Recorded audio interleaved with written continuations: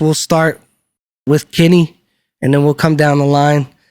Just tell everybody some simple facts: your age, where you were born, how long you've been in America if you weren't born here, just whatever you think is appropriate so people can get to know you a little better. So I'm Black, obviously. And I'm a father, I'm a husband. I don't know. I really don't know how to describe myself, but I think I'm, I think that's all I want to give up. I don't know what else to say.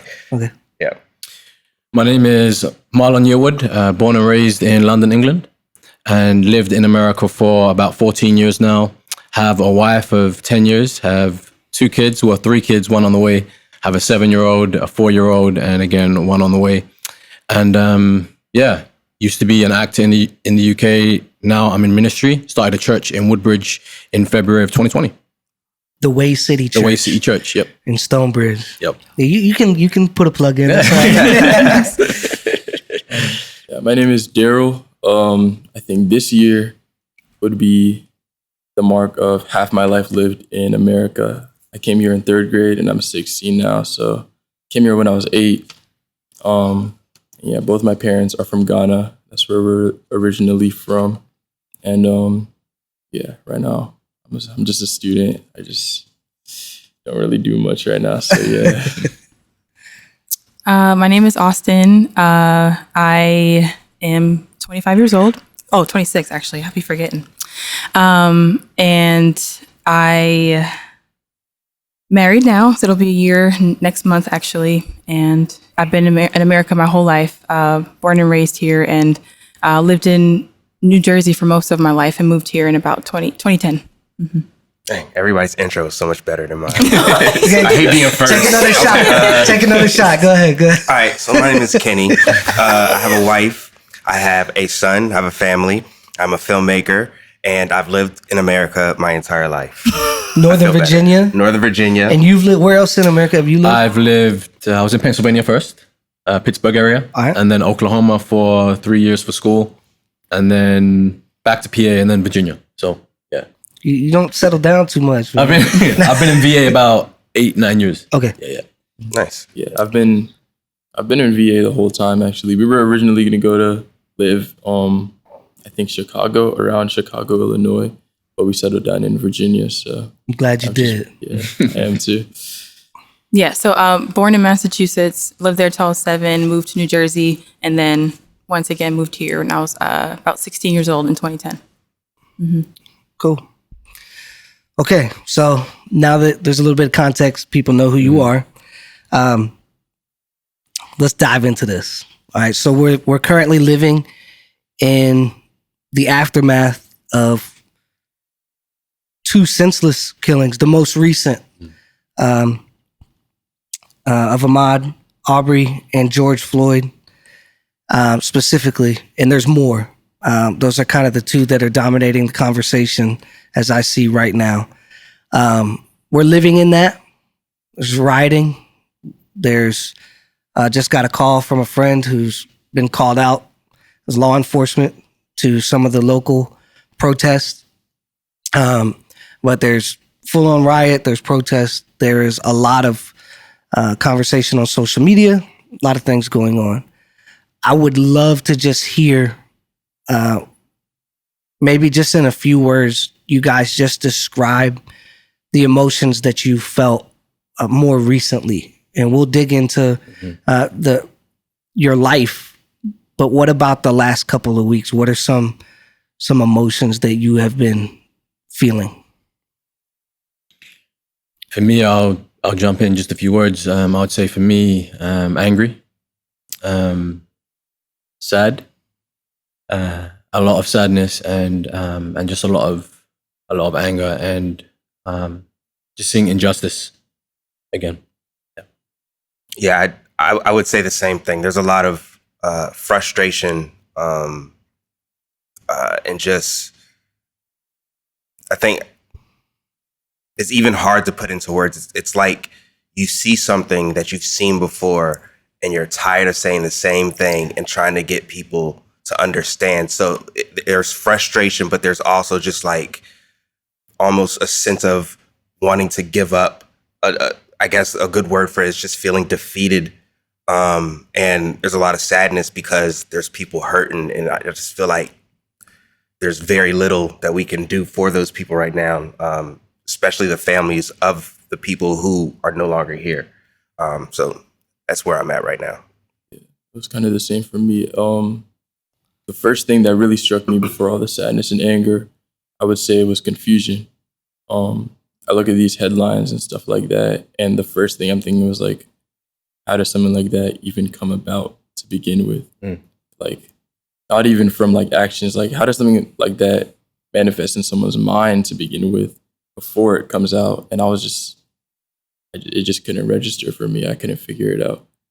And then I got hit with like what Kenny was talking about. Like it's going on for so long. Like you read these stuff in history textbooks and then you think, oh, well, all this time it must be over. And then you like see that and it's kind of like, dang, like, what can we actually do now?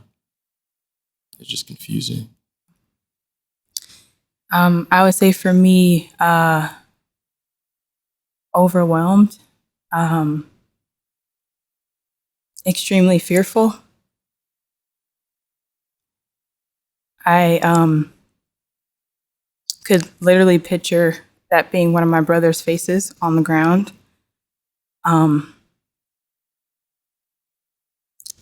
can't imagine that phone call that had to be made for those families, and just invisible, honestly. Like Kenny said, it's like, how many hashtags, how many times can we go through the same cycles and the conversations, and it feels like hopelessness, honestly.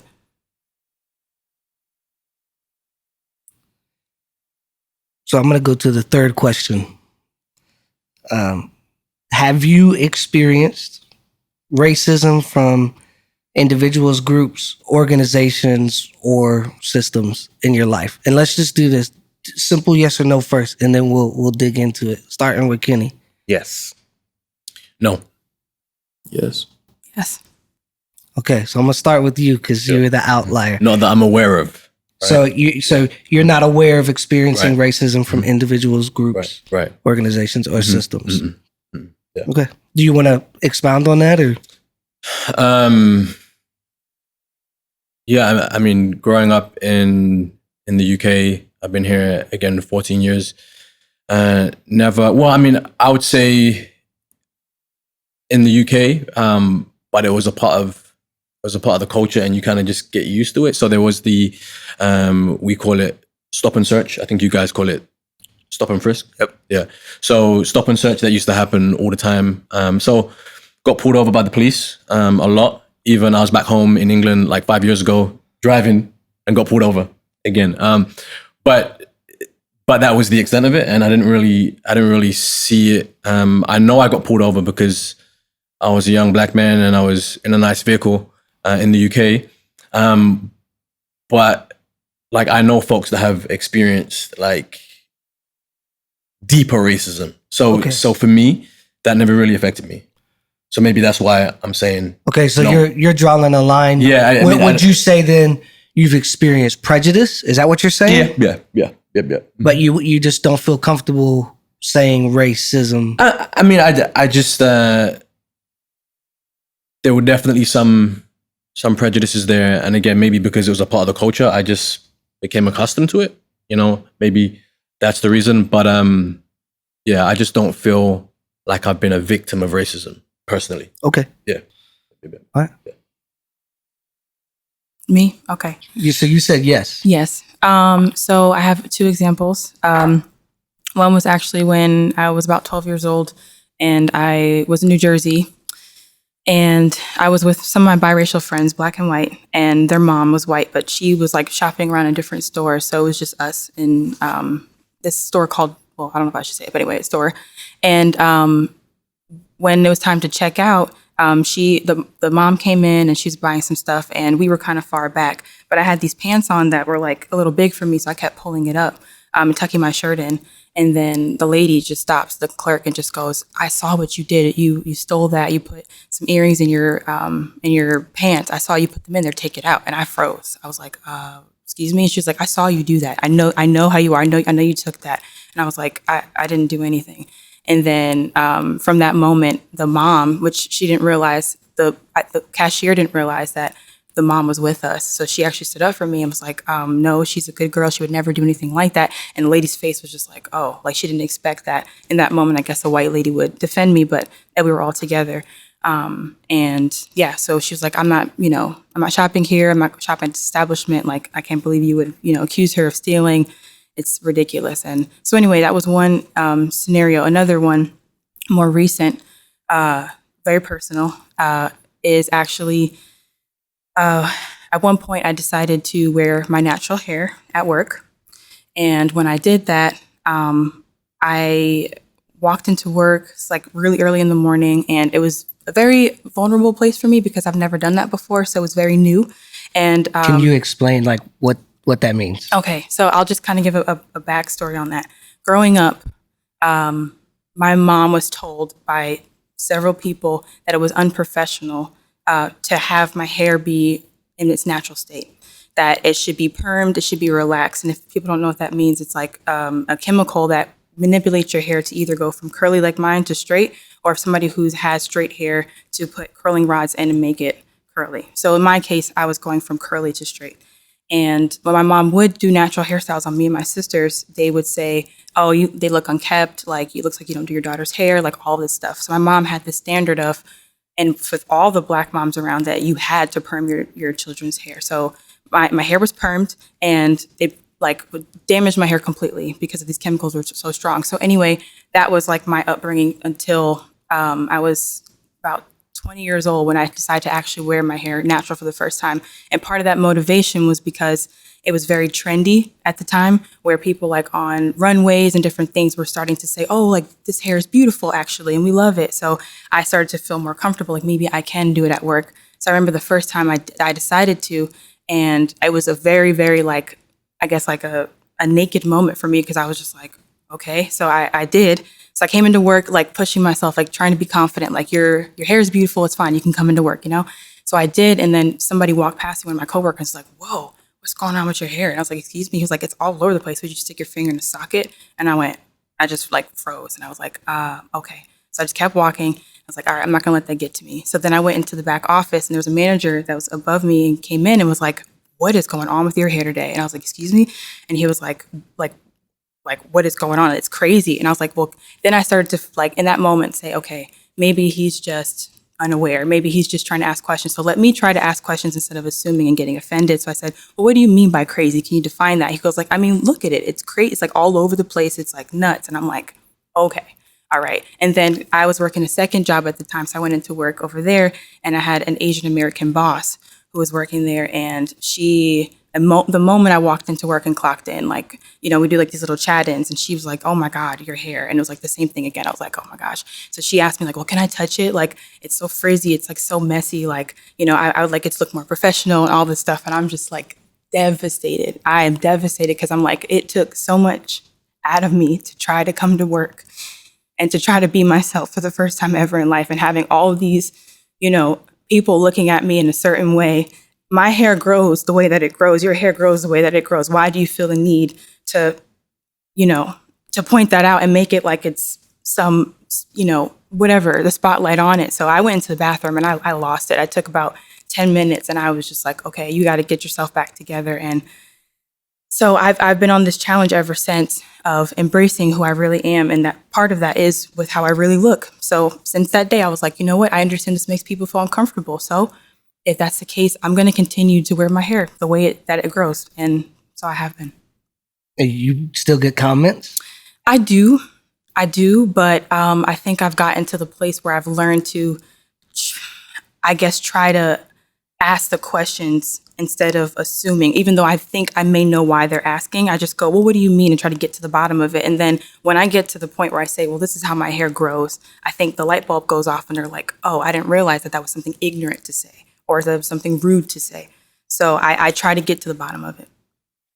And we can continue if you want to go. You also don't have to like, you're not telling a story to like, back up your answer. Yeah, your yes is good enough, but if you want to share, you can share. Well, I would like to start off saying that I've been really like blessed to live in the part of, I don't know how like other places of Virginia are, but from my experiences, I haven't experienced racism to the extent of many other people that I've like heard of, like even my dad. I've been really blessed to like live in this area where I've always gone to like very diverse schools. I think I've only been in like one or two classrooms in my entire life where I'm like the only Black person or like one of two Black people or something like that. But the most recent I could think of, I think it was like about last year. So me and my neighbors have similar house numbers, right? And the postman switched our mail because like the first number is the same and the last number is the same, and like it switched. And I went to go switch it out. So I had their mail and they had our mail. Like it was 2 packages. I went to go switch that out, and I waited at the front of her door for like 10 minutes. Like I rang the doorbell like 3-5 times, and I don't know what she was doing. I saw the car out there, so I know she was there. So I rang the doorbell, waiting for her to come out, like just to explain, because like obviously someone taking something off your front porch is kind of sketchy. So over that course of time, I just waited. And I was like, okay, whatever she's doing, she's probably gonna be done in a bit. So let me just wait. It's not that big of a deal. And after 10 minutes, I was like, okay, maybe she's just doesn't feel like coming out. So I thought, okay, let me give her package. I'll take mine. And it was one of those days where I was like, okay, let me just get home, finish up my work, and relax. I started jogging home, and it's like 3-5 houses down. And the second I started jogging, she comes out of her house and she's like, hey, did you steal something off my front porch? And I was like, I didn't like, you know, like I always start saying like, I'll get confused, right? That's what I was talking about before. So I just stopped and I was like, no, I just explained it to her. No, the postman switched out our thing because we have similar house numbers. And she's like saying like, no, I thought I saw you steal something off my porch. And I was like, but yeah, I took my package and I put yours there and it's right there. And I showed her. And it didn't really hit me until I got home. And I was like, wait, why would I ring your doorbell 3 times if I was going to steal something, right? I'm not going to 3 times draw attention to myself and then steal from you. And it was just confusing. And I was like, no, I couldn't have been that. Like, I didn't want to like jump, you know, how like Austin, you were talking about, you want to like ask the questions first. I didn't want to like jump to that conclusion and be like, oh, she was just being racist. But I couldn't really think of a different reason as to why someone would ring a doorbell and like, okay, like now I'm jogging home, so I must have stole something type of thing. So it's just really confusing. Whenever stuff like that goes on, it always confuses me. Yeah. I also just want to add to that the experience that Austin had is very common amongst Black females. And it's something that, and feel free to like jump in if I say something wrong, because I can't speak to that experience, but I know that I've been the person that a lot of females have come to crying about it, because it's a very demeaning thing to look at someone wear their hair the way that it was created naturally and to make it seem like it's unorganized and like it's, why is it kinky? And like words like that have been used in professional settings and in settings where it's inappropriate and it makes people uncomfortable. So I just wanted to say that that's not something, if people are watching, just so they understand, it's not something exclusive just to Austin. That happens so much. I have aunts, I have a wife, I have, it's cousins, and it's something that people worry about. How can I wear my hair to make other people feel comfortable when they go to work? The first thing I thought about just listening was music. Like you listen to NDRE or some of these artists, and it's a theme in the music.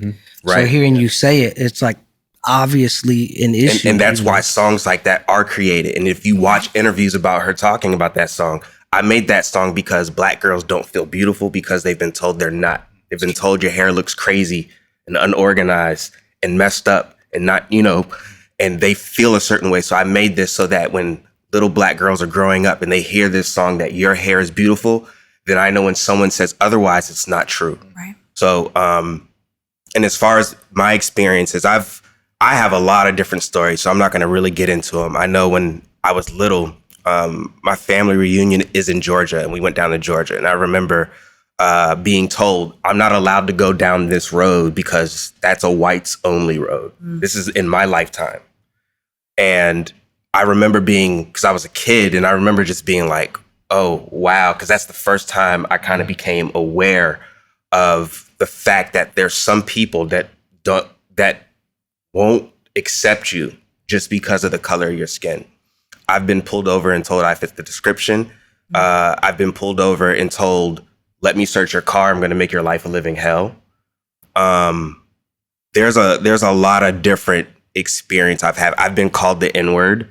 I've been told I don't date black guys because you guys, there's too much drama, like amongst all of you guys.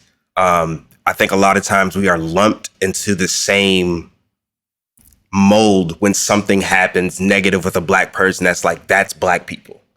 And that's one of the things that we kind of deal with when the media puts out something. And let's say someone did do something wrong. Well, we all got to wear that. Yeah. My wife and I went to a protest last night. Peaceful. It's been peaceful for hours. There was maybe 2 people, maybe 3, that started acting rowdy. All the headlines are attacking the protesters, and it wasn't even like that. And I got home and it hurt because I was there, and in these articles, they're calling us animals. And it wasn't even like that. Not at all. And excuse me. And I think some of those things are how we experience the racism, because it's like, we didn't go out there. My wife really wanted to go out there because she was like, I want to do something. I want to say something. I don't want to be silent anymore. I want our voice to be heard. We went out there just to make a statement.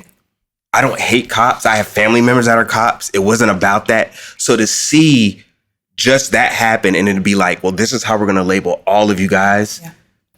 I view that as racism because that's not fair and it's not right. We don't see other races. We don't see things happen to them and people go, look how they all are, maybe except for other brown people. So to answer your question, those are my experiences with just racism and even prejudice. Yeah.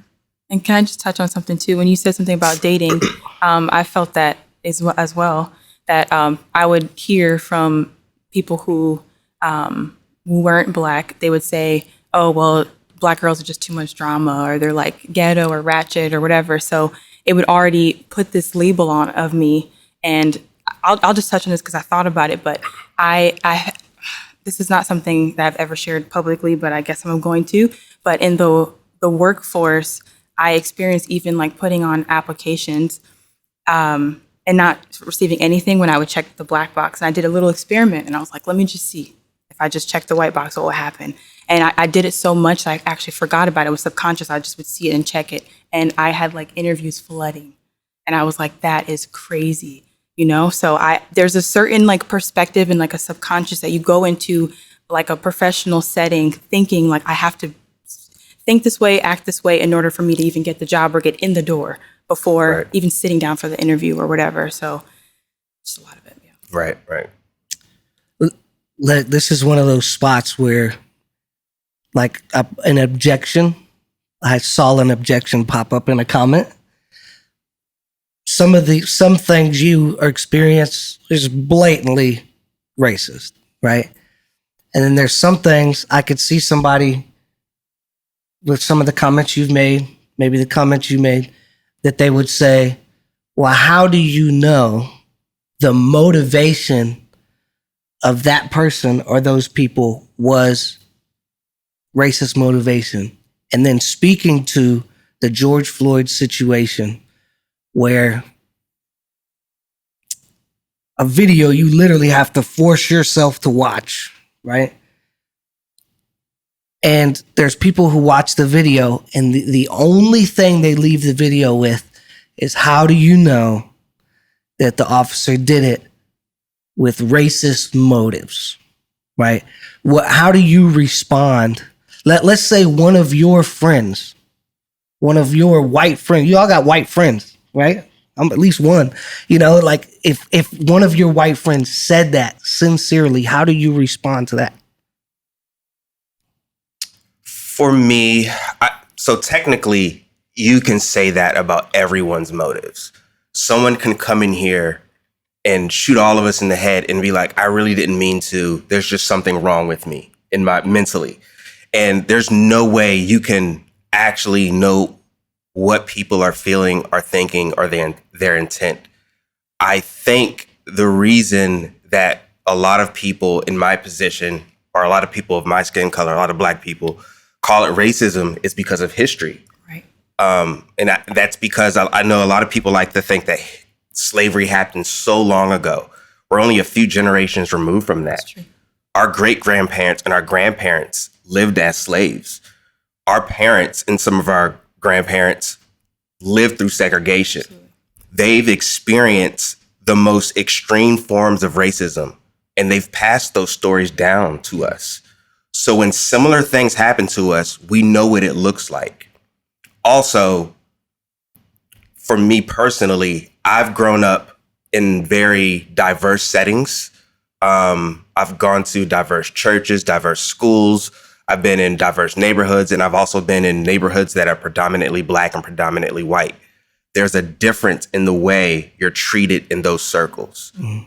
Being the only Black person sometimes amongst a bunch of white people, as Daryl was kind of speaking on earlier, you see the difference in how you're treated. And sometimes it's not really, what's the word, blatant. It's not like, oh yeah, I see what you mean. It's very small things that we understand. I've had conversations with Phil about it, but I might not come to you and have a conversation because we get it. If I'm walking down the street and some lady looks at me, clutches her purse and goes to the other side, I know what that means. Right. Whereas I can explain that to someone else and they go, well, maybe she just was going that way. It's like, no, that's actually happened before. I've seen it, not saying that's happened to me, but just as an example. So I think we are able to see the difference in how we're treated in a lot of situations. And also just because of history, we're able to draw from those experiences of those before us and go, oh, that's the same thing. Yeah, for me, sometimes it's more than the act itself, but it's everything that surrounds the act that took place. So, for example, when I look at the Ahmaud Arbery situation, right? So, to me, I see racism there, but that may be difficult to explain. But however, when I understand that this murder took place 3 months before we received the video and there were no arrests made, right, that tells me that there's racism involved somehow in the system.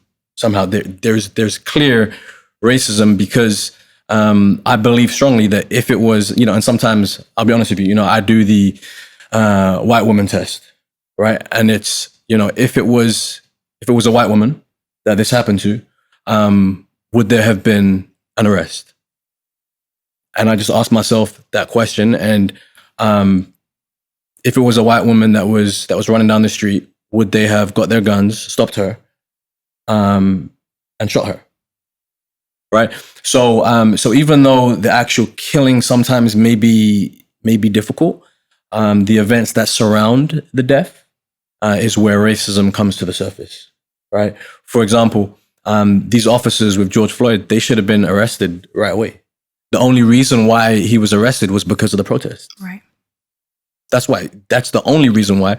And even the third degree charge angers me. Mm-hmm. Right. They're trying their best to not give true justice to this man's life. So it's not always the specific event, but it's everything that surrounds it sometimes. Yeah, Ahmaud Arbery's mom, I think, is the one that said those men didn't get arrested because they saw the video. It's because we saw the video. Right. And that's pretty telling. Mm-hmm. Yeah. Anybody? Just to speak, like if somebody were to say, how do you know that the lady in your instance, what that was racially? I mean, to me, again, I'm trying to think for other people. Yeah. Mm-hmm. To me, you're ringing a doorbell. I mean, it's pretty obvious to me, but what would you say to the person that says, well, you don't know? You know, she could have done the same thing to a white boy that ran away from the door or something. I mean, I feel like it starts with the way you think about it. I feel like a lot of people think about racism as like an action, like, oh, what you did was racist. Like, oh, he did that, so that is racist. But it's like it's a mindset. Like I was talking about the other time, it's a mindset. Racism is not like you just wake up one day and you see like a black kid and it's like, oh, well, now I'm gonna have the thought that this black kid does. It's a mindset. It's like it's constantly a thing. So no matter what situation you're in, it's gonna be like in your brain that if this were to happen, this is the way I'm gonna react. It's not like you choose what action you're gonna. What we're trying to do is get people out of that mindset. Right. Like, so as far as like how do I know if what she was doing is racist? I guess what Marlon said earlier, I would do, which I really don't want to, like, these are the situations that I wish I would never have to be in.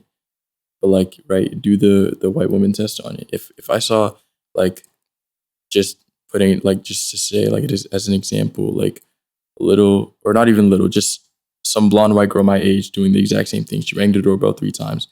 And I just think like, how would she have reacted? Would she have even said anything to begin with? Because it's like, well, there's definitely no way someone like that could have done something like that.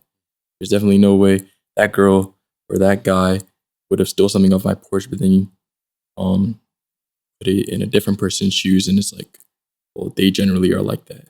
My mindset is to say that like, if I see this type of person looks this way and they're wearing this sort of outfit, and they're most likely gonna have been doing that. Even if it doesn't even look like it, you just put, since that your mindset's already there, because when you're mad and just everything else makes you more mad because you're already in that mindset to be mad. So it's just gonna keep increasing that way.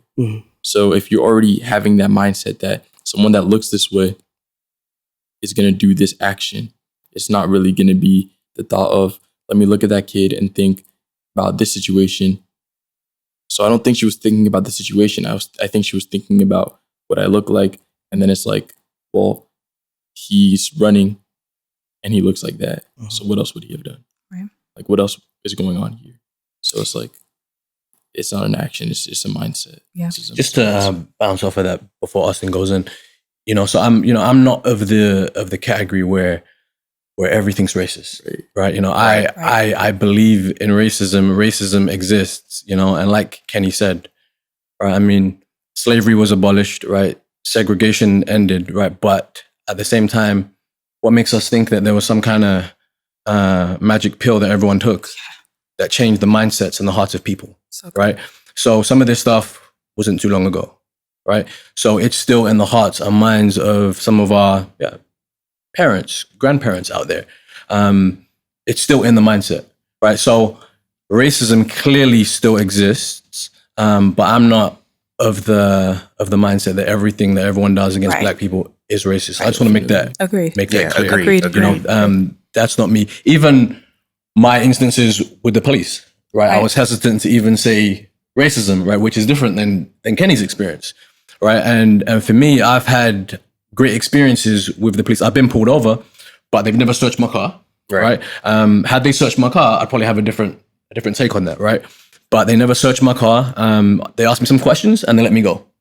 So my experience is just a little different. And sorry, Austin, but also I'll say this too. I've had some good experiences with police officers. I've actually had police officers pull me over and I was in the wrong. I was speeding and they'll go, I'll just give you a seatbelt ticket and let you go. I've had great experience. I have family members that are police officers, are retired. He's not a police officer anymore. My old roommate, shout out to Ill Will, he's a police officer. So I have no issues with police officers. So I don't want to give that impression as well. And this is not a forget police officers thing, but it's when we see wrong and we see that's something that's not right. We want people to speak up and say so. So I do want to add that. I'm glad you said that. Oh, I thought you no. Okay. I want to touch on this because I agree with Daryl, but I'm thinking about it if it's more in the prejudice category or racist category. And sometimes I guess it feels a little harder to judge or to gauge. But with the hair issue, it's not a thing with anybody else. It's just not, it's not thought about, it's not asked. And then you're also forced to explain why your hair looks a certain way. And that to me is just unfair. Like, so I think with that being said, it's just all around. I would just say that. Yeah. I would just to say, I think it's an unfair question to begin with. And I think a lot of people use it as a cop out so that they don't have to admit hard truths. It's like, well, we'll never know his motive. So next, so I hate to kind of even ask the question because it kind of seems ridiculous in a sense, but I know that there's somebody out there thinking it. So let's, you guys kind of shared, the big discussion right now is police brutality, the law enforcement injustice in the system and things like that. We have close friends to us who are police officers. My father was a police chaplain for a long time. So you guys kind of shared what you just shared about the police, like your general feelings. I think one thing that can get twisted sometimes is that if you speak out about, I'm speaking from a white person's perspective, if you were to speak out about George Floyd, that in a sense you're somehow undermining all of law enforcement and the sanctity of those who protect and serve. And again, I think that that's also a cop out where it's just you make something. Yeah. It's like a straw man argument. You're making something not real, so you don't have to deal with it. So you guys shared, if you want to kind of say any more as it pertains to law enforcement, do you have anything, just your general feelings? I don't have too many, I haven't had too many encounters with police or being pulled over where anything that was negative, I can say. So for me, I don't have those experiences my brothers have though. And I remember like my parents having that talk with my brothers, like when you get pulled over, make sure both hands are on the wheel. You take out the glove compartment and you roll all the windows down and look the officer directly in the eyes. And like they taught them certain like procedures and what to do. And there's just certain things, but I want to say this too. I don't think that they're like, I don't believe in general statements as it is. I don't believe in labeling as a whole. So I don't believe that you can look at each situation and go, cops are this, or judges are this. I'm looking at everything case by case, but in the same sense, we just keep seeing the same thing over and over again. So I think that's why, like we said earlier, that's why we're speaking out about these topics. But the truth is, I don't believe that all policemen are bad. And I think that there's a lot of people who, I actually have a personal, not relationship, but my niece's stepfather, I'm sorry, not stepfather, her grandfather, he actually turned in his badge because of all the things that were going on, and he was so frustrated.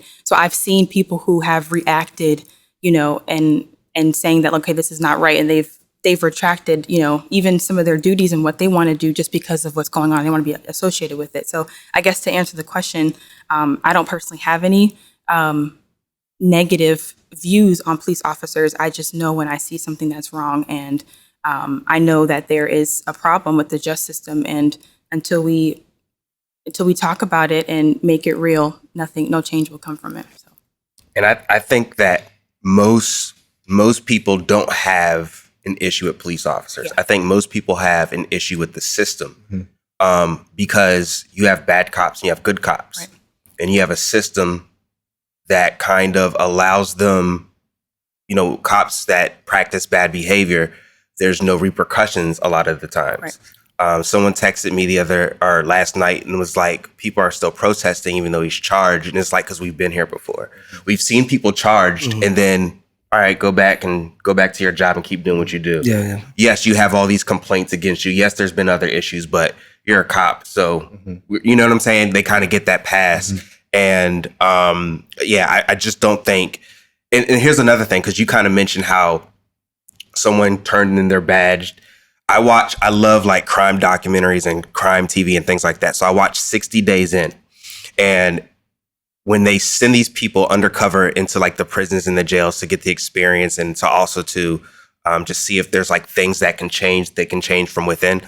A lot of people that they send in that are in law enforcement come out and they don't want to do it anymore because that's their first taste of how unfair the system is. They see the things that aren't working. They see that sometimes even sending people to prison for certain things is not making things better. They're actually making them worse.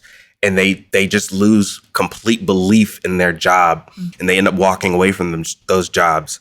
So I think that's the big issue is the system. And I also have an issue, and I really haven't said this out loud to anyone but my wife. I have an issue with people who are involved with law enforcement and see things like that and don't want to say what that cop did was wrong. Right. Yeah. But they're the first people to defend cops in every other situation. And to me, that I don't know how to take that. And I don't take it in a positive way because it's like, to me, when you're a police officer and you take a vow to protect and to serve and to do what's right, and you're subjecting yourself to be held to a higher moral standard, and you see something wrong, but because you're a police officer, you refuse to acknowledge it or refuse to hop on board with that being wrong. Right. Is your brotherhood that strong to where the overall mission or the vow that you took initially doesn't even matter? Is it now like this is an actual gang and whatever happens, I'm down for it? Because then the same fear that a lot of police officers claim that they have is the same fear that we have, except we can't carry the guns. We're not showing up with 5 and 6 and 7 police cars, all with their guns drawn, saying, I'm scared. We're on the other end saying, I'm scared. There's good cops and there's bad cops. How do I tell the difference until after the situation?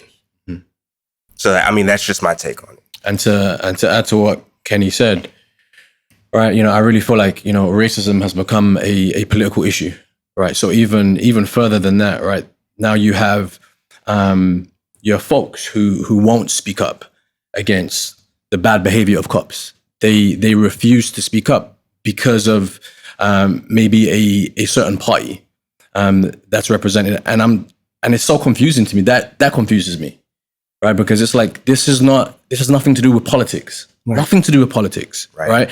But this is a human rights issue, and when cops do bad things, you need to call them out. It doesn't matter what party you represent, but you need to call them out. But you feel like you have to be loyal to cops because of a specific party, and that angers me as well. I want to word this the right way, but just kind of what you're saying is a big part of the tension, the fact that we have to I say we as people, the Black community has to call out the law enforcement to begin with. Like, I feel like a big part of the frustration, right? You don't know. You're never going to get every racist person out of the force. You don't know. You can't look at somebody like, oh, racist. No, don't give him a badge. I feel like it's like the issue at hand right now. Okay, out of all the issues right now, these people that commit these acts have to be held accountable. Absolutely. And I think because that doesn't happen, then there's that tension where now we have to call out the police, and then that creates that other tension. Is that where you're that's what I'm hearing, right? Is that like if there was accountability, dependable accountability, visible accountability, then a lot of what you're saying, that tension of having to call the police out or having to do what's being done right now really wouldn't even be as necessary. Is that kind of the that's what we're speaking up for, right? We're speaking up for justice. Right. So when someone does something wrong, when someone takes someone's life, man, we want justice. So we want that officer to be held accountable, and every officer there. So again, in this situation, I feel like all 4 officers, they need to be made an example of. Right. Here's a man that had his knee on another man's neck for 9 minutes, and like you said earlier, that could have been my brother. right? And I think like that. And the other 3 officers, they're there and they're just watching. Yeah. And it's just no respect for human life that he would do that. Being filmed, he would do, and then only get 3rd degree. Like, I mean, we witnessed that. We saw that. So people are angry. Oh yeah. People are fuming because of, had they arrested the officer and charged him properly and arrested everyone else, people wouldn't be as angry as they are right now. Right. Right? Folks are angry because this has happened before, absolutely. Right. But they're also angry because of the injustice. Yeah. Mm-hmm. Yeah. Which goes back to Kenny's point, just to point out that you said it's the motive, whatever. Like you go deeper into this is just what happens. Right. Okay, so you can look at a situation, and that's why I said I think it's an unfair question. You can try to pick and choose every situation. But I think at some point, from a white person's perspective, you just gotta go. Me and Paulie were talking about this. Paulie's behind the camera. Just like, man, at some point, you just have to understand your limited knowledge and perspective and just go, okay, forget everything else, right? Like, this happened, period. That should be enough. Like, despite all the talking points, and that's kind of like, it's like what I'm picking up on, like, and just trying to understand better that the whole tension. Yeah. And I think another piece of what creates the tension. Sorry, were you about to say something? I apologize. It's happened a few times. like That's why we're laughing. Again, sorry. Go ahead. No, it's okay. All right. So I feel like another piece of like what creates the tension is people are so vocal about everything else. Yeah. Colin Kaepernick takes a knee and you see 500 posts from one person about it. Someone wants a certain statue taken down. People create a bunch of posts about it. Someone disrespects the flag. You see a bunch of posts about it. A black man is murdered and people are silent. Because now I need context.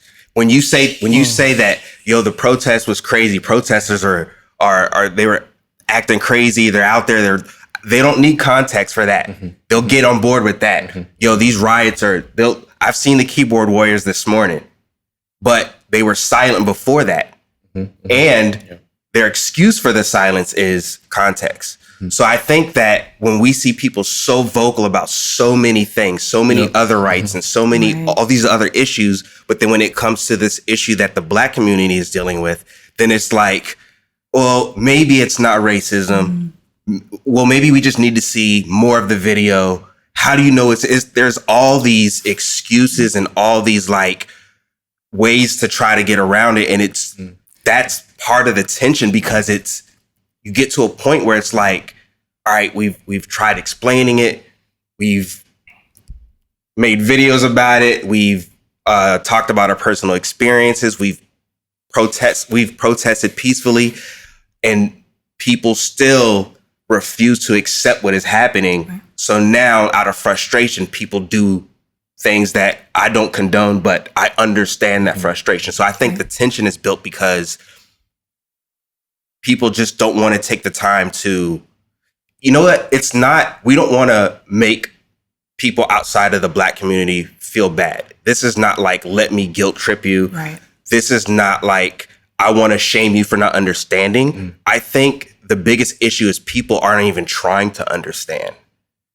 They're explaining why things are happening with no understanding and without even reaching out to people and saying, well, how come this happened? Or why do people feel like this? Like, you're asking these questions. Right. People don't ask these questions. Right. And I think that's part of the issue as well. Yeah.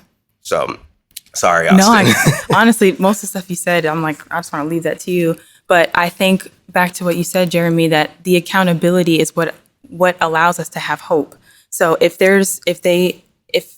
when we see like a senseless murder right in front of our eyes and they act immediately, and the court system acts immediately, and everybody else is on board, then that will change the narrative of how everything else will look in the future situation. But like you said earlier, we've seen it happen over and over and over again. Nothing happens. And then all of a sudden it's like a trending topic, and then it dies down, and then we see the same stuff. So yes, I think another part of the tension is that, but the other part of it is just, I think sometimes even the need to explain the obvious. Like, we all see it. but yet we have to like sit down and say, this is what this looks like. I think anybody with a human heart should look and be able to see that there's something wrong there. So, Yeah, I think you could take race out of it a lot of the times and just be a human being and say that what happened is wrong. What happened is evil, and that's not right. Right. Just that simple. Right. A lot of the times people go, well, why do you have to make everything about race? Which is so frustrating. And it's not, because you guys know me. I don't. Like, I literally don't. But when things happen and it's important to discuss that factor, to dismiss it is also a point of contention. It's just like, well, why not talk about race in this? Is it just because it makes you uncomfortable? You know, Yep. Is it just because it would be better for you if it wasn't about race? Does it make you feel better not to address those issues? Because if you don't address those issues, they get bigger and they get bigger and things get worse and there's no change and there's no point or step in the positive direction. You have to call it what it is. Even if it's not, let's explore this. Let's talk about this. Let's sit down and have a dialogue and let's really talk about it to figure out what happened, why it happened, and what needs to be done because it happened. Yeah. So I feel like nowadays it's being made into something that's a lot more complicated than it actually is. And it's like getting to me, like to me it feels complicated, but when you really like make it, like just simplify it and think, okay, because I was taught like what in elementary school when we were talking about bullying, there's like what 3 sides: the oppressed, the oppressor, and then there's a bystander. I was taught that the bystander should get just as much in trouble as the bully because they didn't stop it, they didn't speak up, they didn't do anything like that. I feel like we're looking at it as, oh, there's all these Black people being harmed, there's all these cops that are harming them, and there's all these silent people. Like, if we just take all of that away and make it into, okay, just make it into one situation, there's one Black guy, one cop, like take away, like obviously pay respect to all the situations and the incidents and the horrible, senseless murders that have happened, but just make it into one situation and say, okay, there's the oppressed, there's the oppressor, and then there's the bystander. What should happen? And then just figure it out that way. And I'm sure it can be done. If we have a bunch of people think like that, rather than make it into this whole complicated thing that, well, let's look at all these situations like they're a different thing. They're all the same thing. I can fight someone in my house. I can fight someone in my school. I can fight someone in a bathroom. It's still going to be the same fight. Like if I throw the same punches and they end up like, getting hurt in the exact same places, it doesn't matter where it happened. It doesn't matter what the situation is. All that matters is that this is what happened. So there should be one fix to it. Not obviously like, there's different situations, but once you really dumb it down and stop making it so complicated, I feel like we'll be able to kind of address it that way. But I do believe that it starts with awareness. But I feel like a lot of people stop. Like you make a post, like what you were talking about earlier, you post something and then like you feel good because now people know about racism. But I feel like awareness is just the beginning of it. And we need to stop stopping there. Yeah. We had the same conversation just about how when you make things complicate them, it's easier not to try to fix it. Right. And we talked about that same exact thing, boiling it down. Like, bro, if you're telling me, like I'm your friend, if you're telling me you concerned for your life because of the color of your skin, period. That's it. That's simple. That's simple. And all of these other things, don't matter. Let me just say, like 16 years old, man, the wisdom, and you're articulate, you're wise, man. Like God is going to he's using you now, but he's going to use you in the future, man. I just want to encourage you, man, and just be bold, man, because you like 3 times already have said something and I've been like, yeah, definitely. Yeah. Like, wow. Dang, Daryl. And that's not to hype you up, but just to say, man, like, there's a reason that we wanted you here. Yeah. Yeah, absolutely. All right. This is going to be a long one, but I guess let's just work through it. We may even split it up, part 1, part 2, or something. Let's just talk. This is going to be tough. I don't even know if this is a fair thing to ask. Just answer how you feel. How you feel about America? Like, this is where you live. You could talk about how you used to feel, how you feel now, where you like. Let me ask it like this: do you like America? I love America. I'll be honest, there's no other place I'd rather live. I don't think America is perfect. And I think when things like this happen, it shows that there's work that needs to be done in this country. But I mean, I've never felt like I hate this country. I want to get out of here. Everyone hates us here. I do feel like there's some, like I said before, I think there's a lot of issues that need to be dealt with. There's still a long way to go. I think that because there's not, things like the Jim Crow laws and all those things aren't happening. I think that we feel like we have arrived, but there's still work to be done. But I mean, I'm an American. I always will be. I love this country. And I think part of the reason we care is because a lot of us love this country and we want to see it in a better place than it is now. Right. We're going to come back to you because it's going to lead into your question. There are definitely a lot of things that I do truly love about America. The first thing, just at a young age, being able to have the opportunity. Everyone, you talk to anyone, a lot of my family still in Ghana, you talk to them, ask them, where do you want to live when you're older? They're going to tell you it's America. Everyone knows, even back there, I'm sure many places around the world, America is a land of opportunity. And that's the main thing I love about this place is because there's so many, like, I forgot what it was that I was reading or like looking at, but someone was talking about how now 2020 is one of the easiest times to become a millionaire, especially in America. Just because of, obviously it's not easy, but it's the easiest of all the times. Because of just the type of opportunities that you get here. But with all those things that I do love about it, I feel like a lot of us find ourselves looped up in loving what the idea of America should be, as opposed to what it actually is. Because what America, as I've been learning throughout going, like just all of my academic life, America is supposed to be the land, right? Land of the free, home of the brave, land of opportunity and all of that. And it's supposed to be the place where almost, I would say, every single culture comes in as one. That's what an American is. A lot of us kind of don't realize how young America as a country is. You think about an American and there's no specific like thing for it. You can think of an American and there's like thousands of different pictures, that you can use to describe that. But you think about like some specific country that, everyone, like obviously people look different, but everyone generally looks the same. There's some countries that like you go there and, like you think of that country, what someone from that country is going to look like.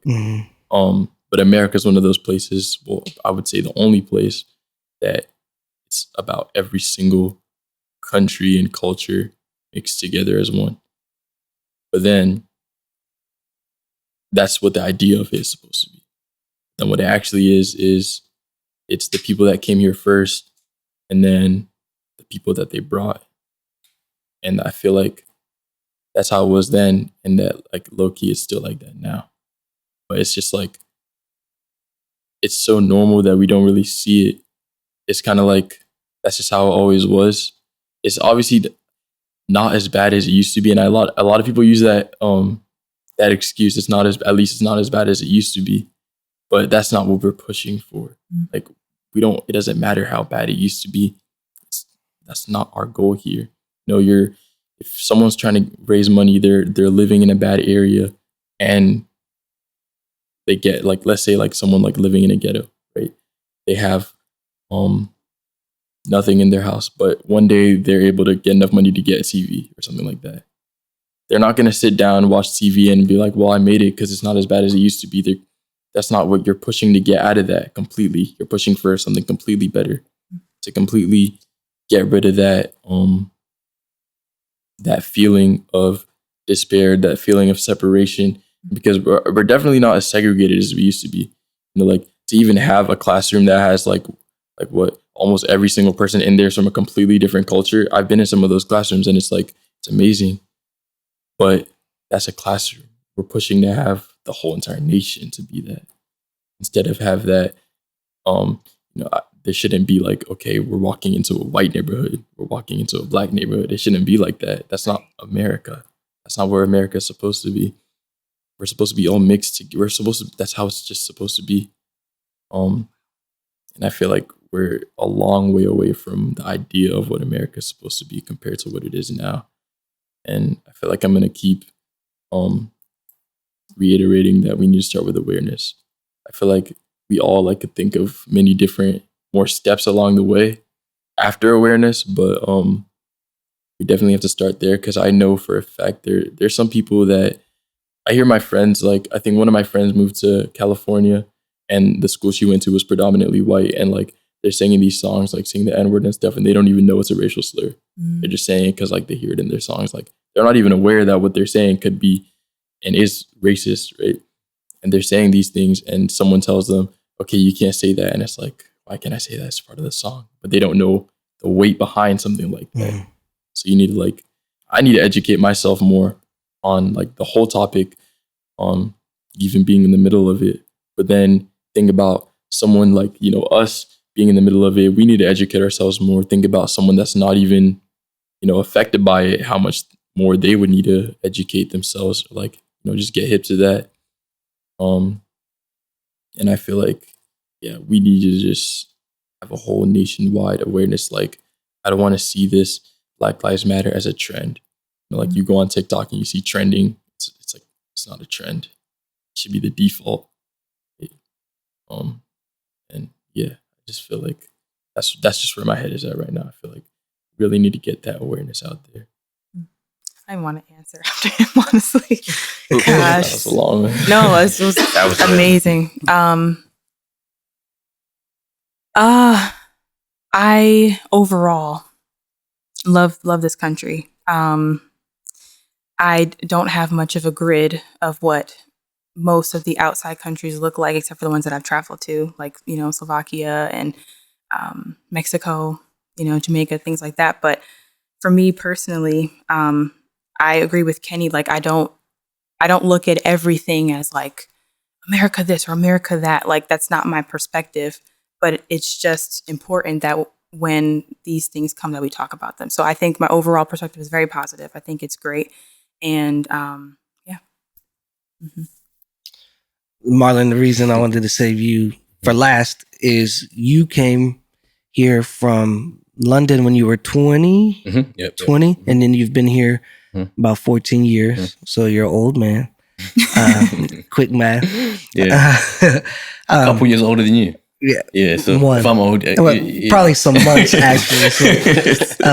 So I guess a two-part question is just your general feelings toward America. Yeah. And then one question that I asked you a while back was how your experience as a Black man differed in London as opposed to here. And I also, a tougher question is to have you speak if in general terms. It's like for people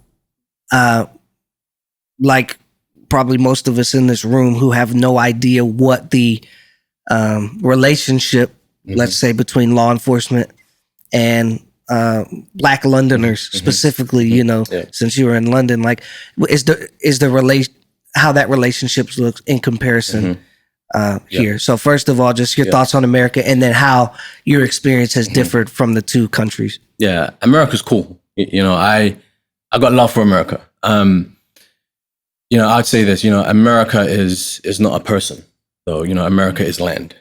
That's all America is. And I would say one thing that I've seen here is that many folks make America an idol.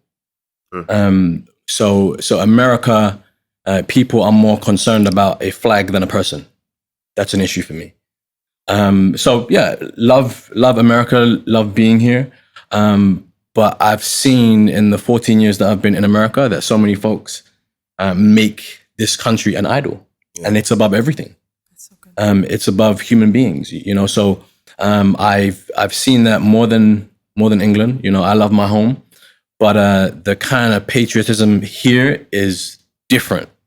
I mean, it's different than probably anywhere in the world, right? And that's not a healthy thing.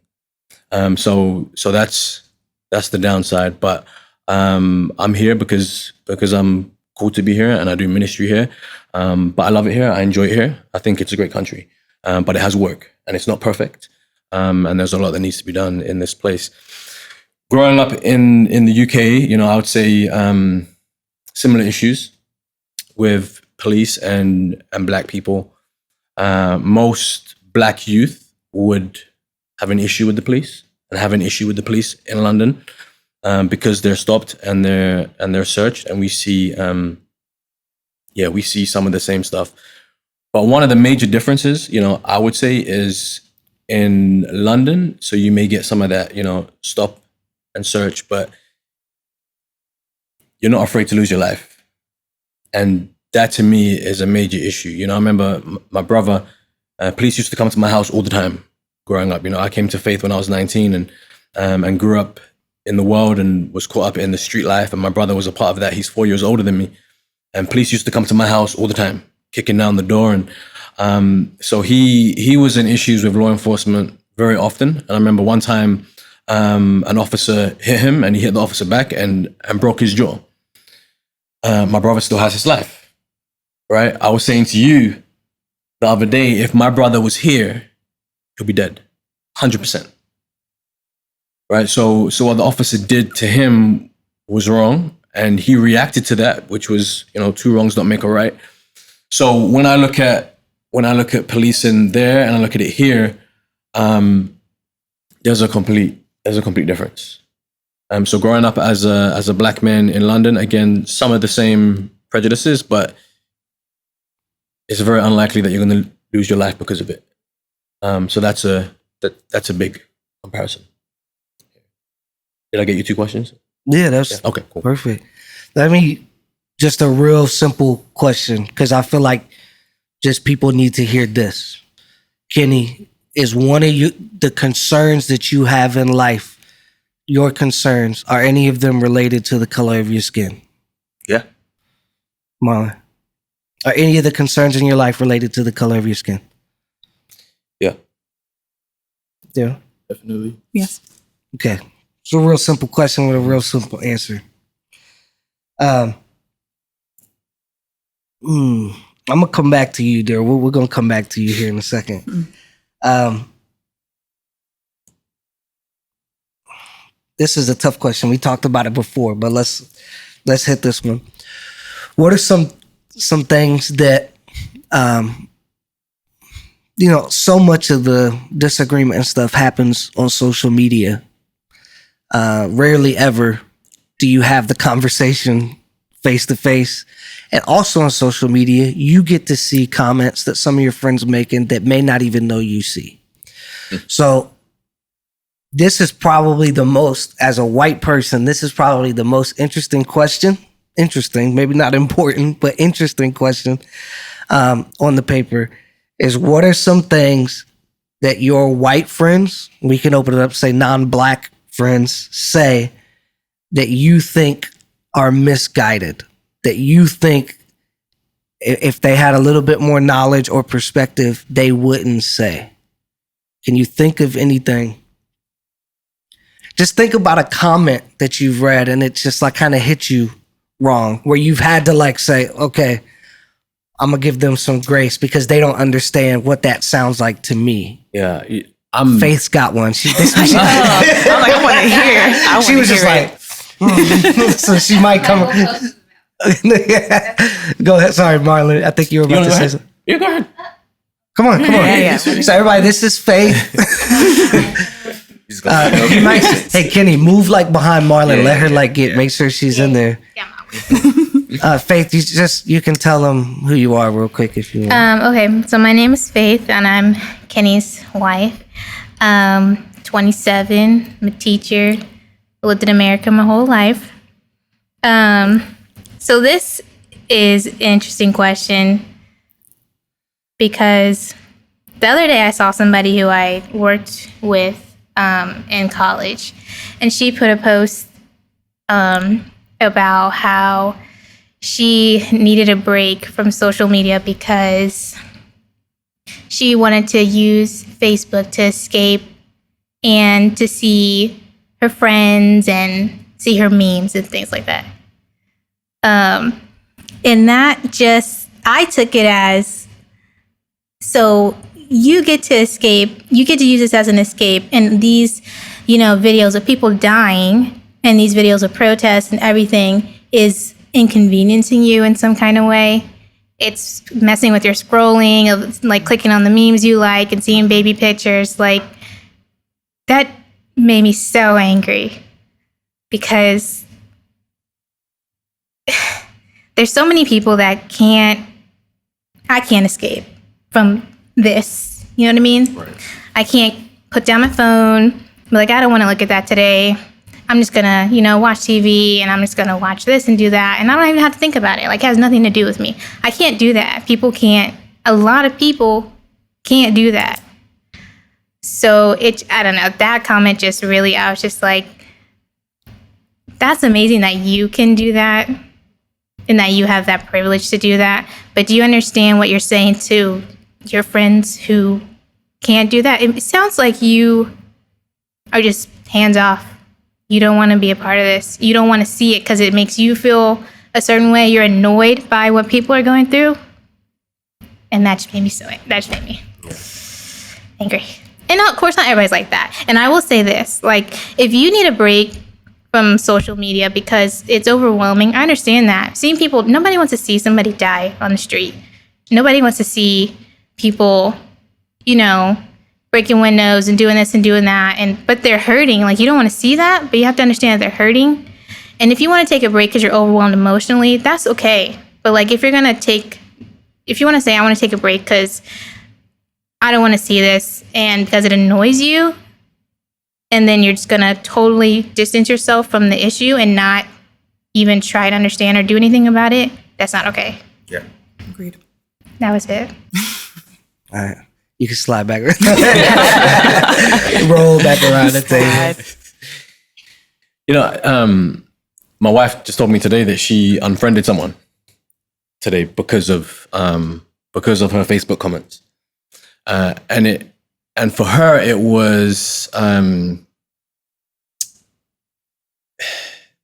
there's a time to speak and there's a time to refrain from speaking, right? And during this season where people are emotional and people are angry and people are tired and they're frustrated and they're confused and everything else, if what you have to say doesn't help that, then I feel like, just be quiet, just be silent, and so for some folks right now, it's an opportunity for them to post, nothing to do with the injustice, but they're just posting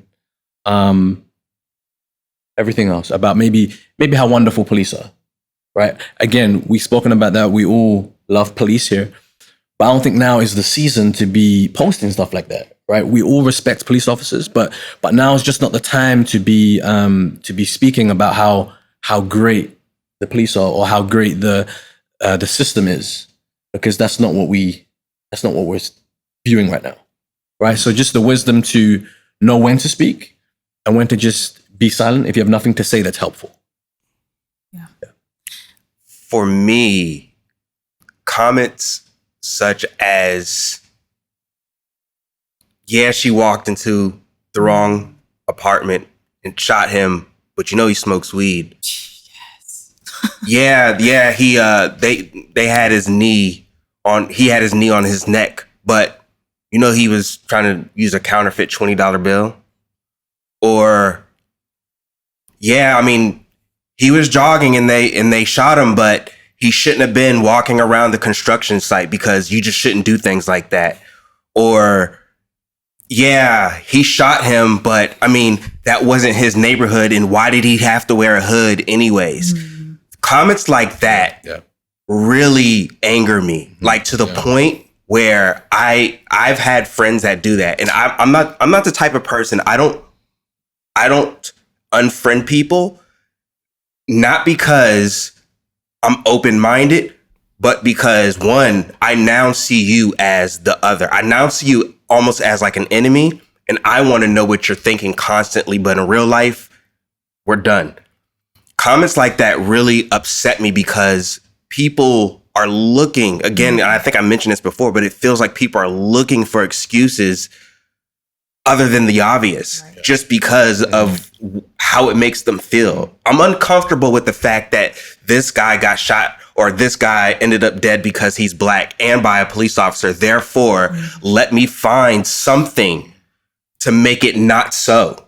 And I think comments like that are really frustrating and really just enraging because it minimizes the black experience. It minimizes the things that make us scared and angry and fearful. It minimizes the conversation that I had with my son, and I'm telling him that he has to be careful, and people think that you're just overreacting. That's not a real thing. And I'm like, it is. Before social media, before George Floyd, before all these things, black people have felt this way. The black community has had these conversations. When I was little, my parents had to talk with me about the cops. This is before Instagram and all those things. So this is not something that we're just overreacting or something that we're looking at and we're just trying to make it something it's not. This is something that's been happening. The only difference now is that it's more exposed. So I think comments like that for me personally just kind of, it just messes with my head and it really makes me angry. Yeah. So. Yeah, that was beautifully said. I think for me,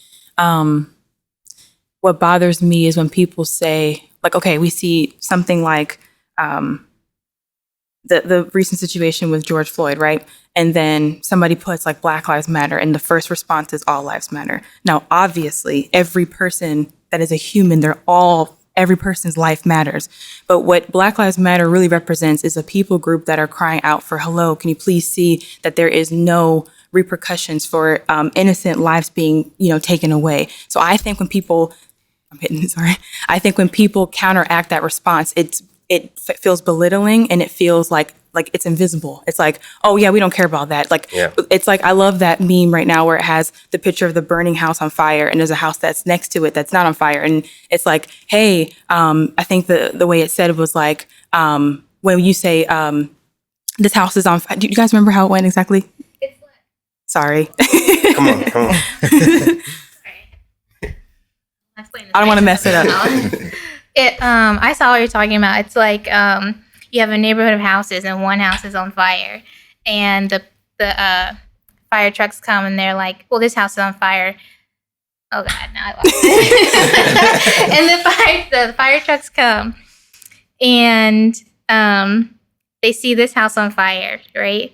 And they're saying, well, what about all the other houses? Right. And they're spraying all the houses that are not on fire, but this house is still burning up. Yeah. So those comments are basically saying like, yeah, we don't care that this is going on with this people group, but everybody matters. So it just feels like a complete slap in the face and like, shut up about it. Your house is not on fire. Right. Your house matters, but your house is not on fire. So we don't need to spray all of the houses. We need to focus on this house. Thank you. Sorry, I had trouble with that. It's like in the moment, I was like, where was it? I love the analogy that Pastor Carl Lentz gave. Oh, he's amazing. When he said the people who, and we'll talk about Black Lives Matter in a second, because I think it's a big point of misunderstanding.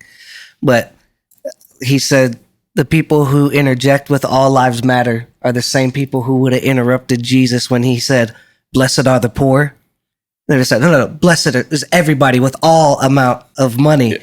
And he just talked about the fact that focusing on one group of oppressed people doesn't undermine any other people. It's just giving the focus where it's needed, at that time.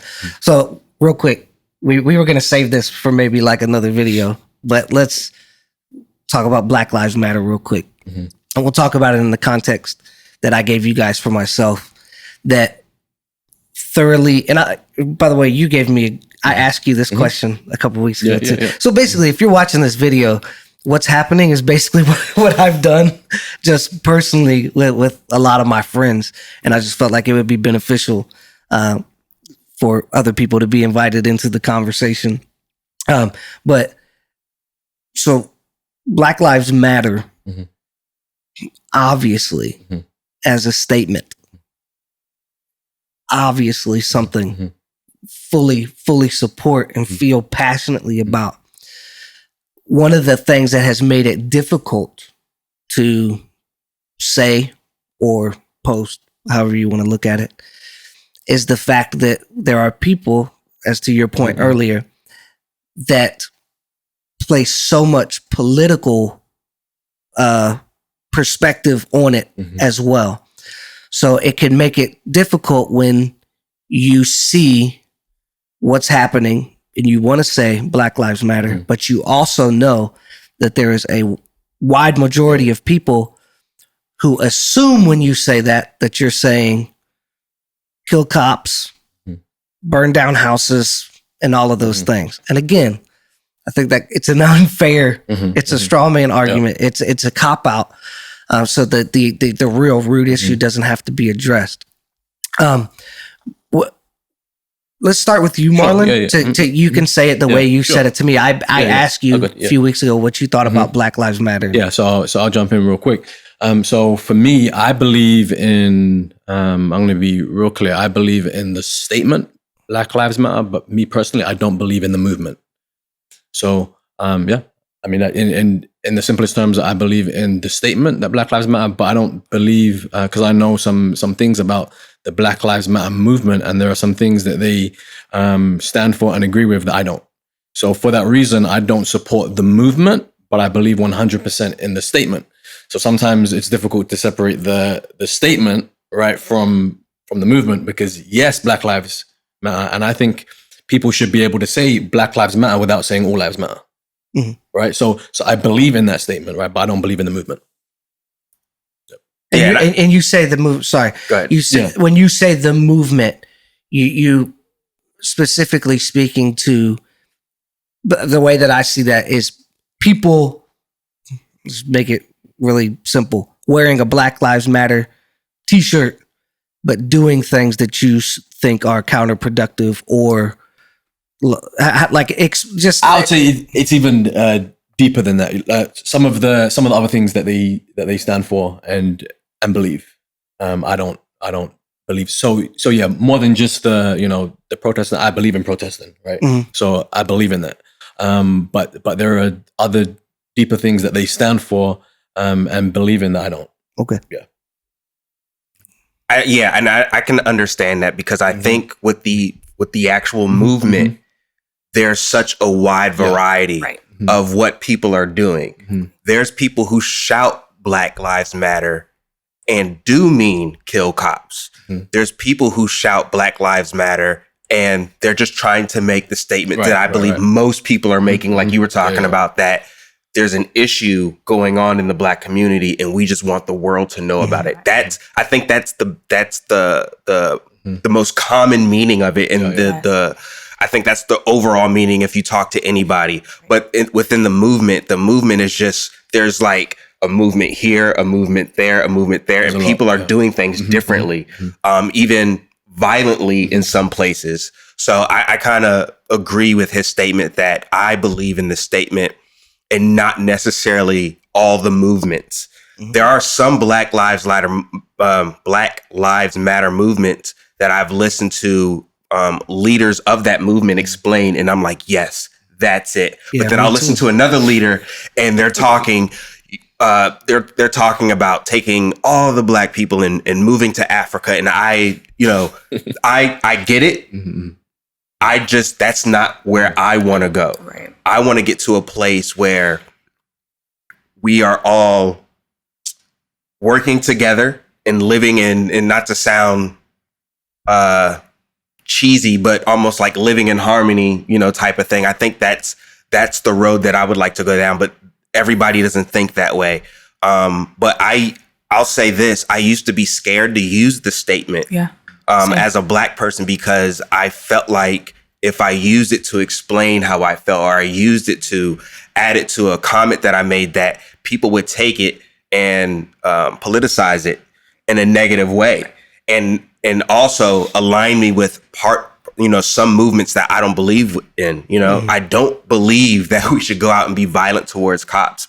One of my favorite things that I've seen within the Black Lives Matter movement is when I think it was T.I. and The Game, or maybe it's another rapper, I can't remember, but they actually organized a sit down with like the chief of police at, in some city, and they wanted to talk about solutions. I'm all about that. That's what I want to do.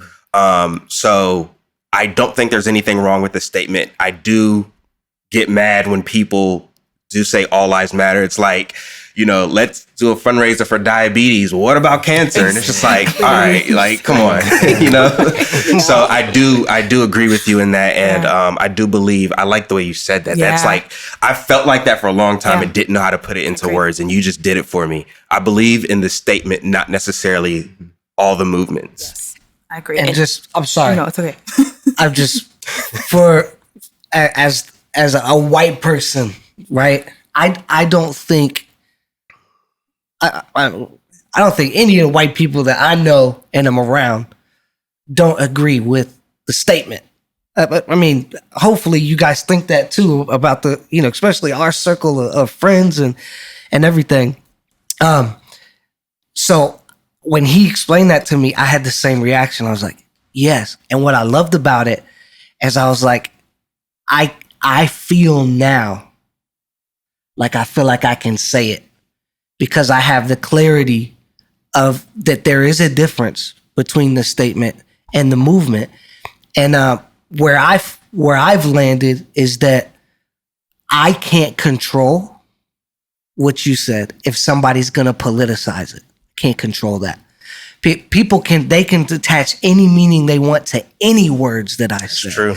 So like where I've landed as far as that goes is like, man, if the Black community needs me as a white person, not needs, but if it means something, if it's encouraging for them to see me say that, then if somebody wants to politicize it, so be it.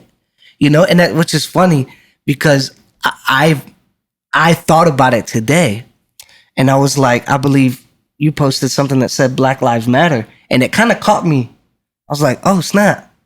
And then I started thinking, I was like, you know what? A lot of my Black friends don't post that. Like, or I didn't remember like in the past. And I was like, wait a second. So like, I was very curious tonight just to kind of get that perspective from you guys, because now I am noticing, like I said earlier, that less like people are saying things that they were uncomfortable to say. And that goes for white people, and like you said, you refrained from using it for a long time.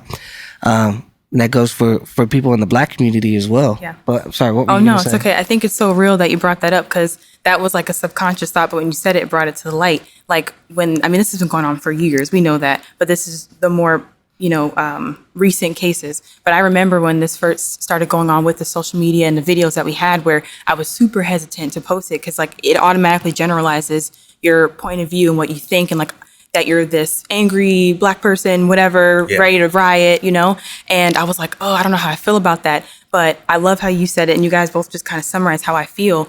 I went to the DC protest today with Martin, actually, and that alone was really important to me, that Martin came and he was there. And this is his first protest ever. And my husband, Martin, he's from Slovakia, actually. So he's been in the country for about 5 years now. So him standing there with me was like a big deal, and his eyes were open to a bunch of different stuff that he's never saw before. So, and that was a statement in itself, us being an interracial couple. But anyways, one thing that was interesting that you brought up about the people group, I stood there because I remember my grandparents telling me about them being in Martin Luther King movements and them being in this, my grandmother was actually in segregation and in West Virginia and experienced all those things. And I was like, I want to be able to tell our kids one day that we were there and did it peacefully, to bring about change. So I went for that reason.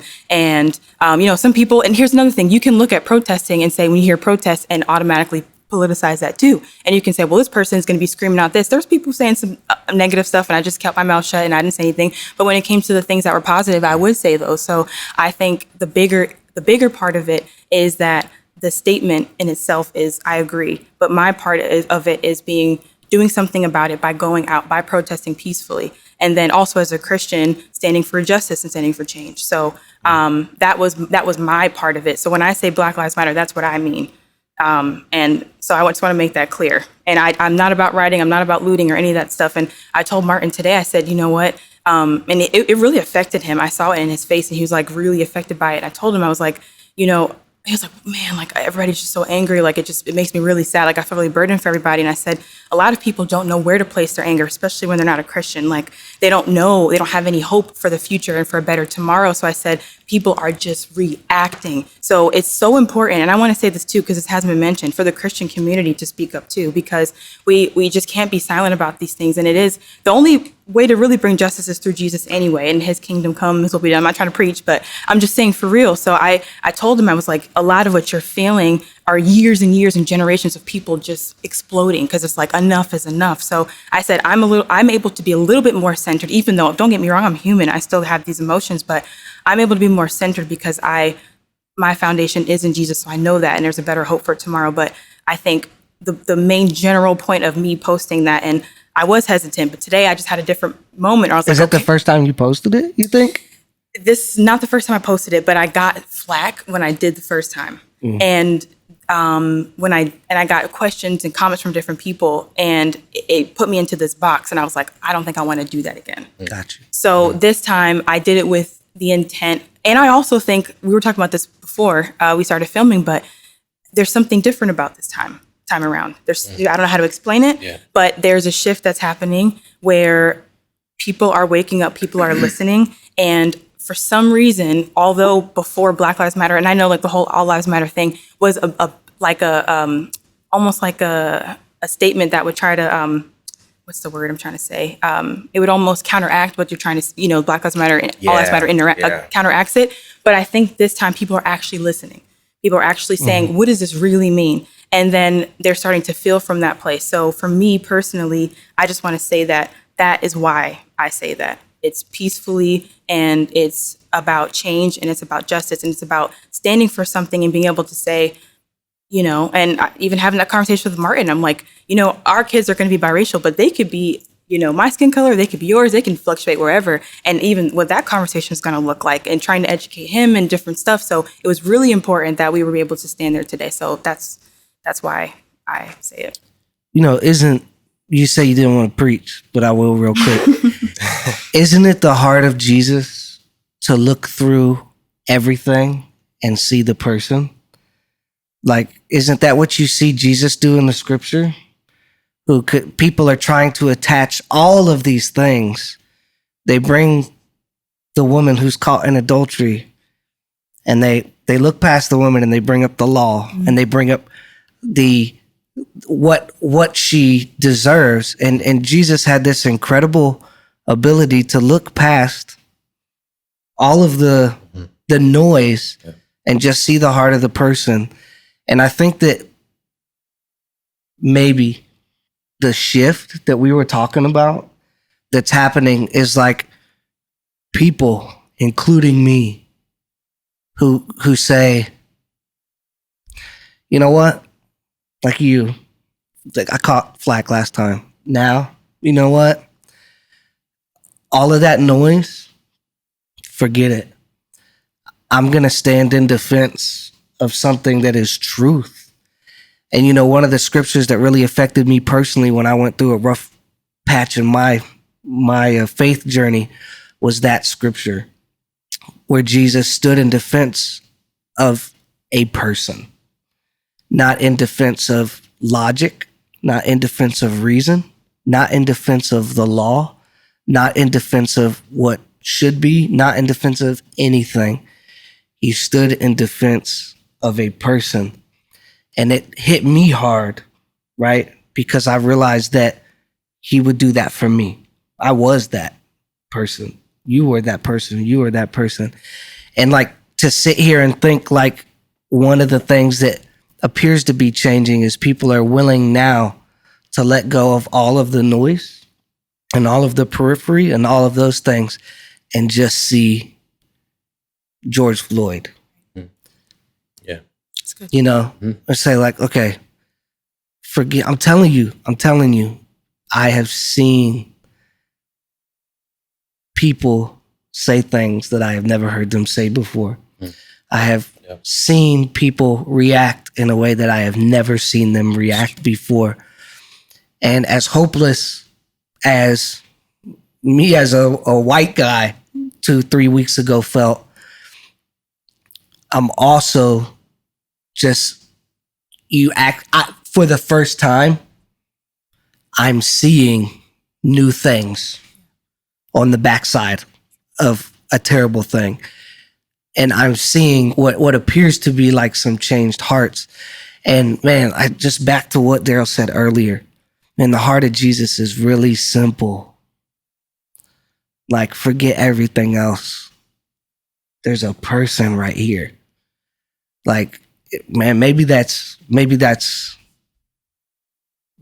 happening at some scale. Let me we only got a couple left.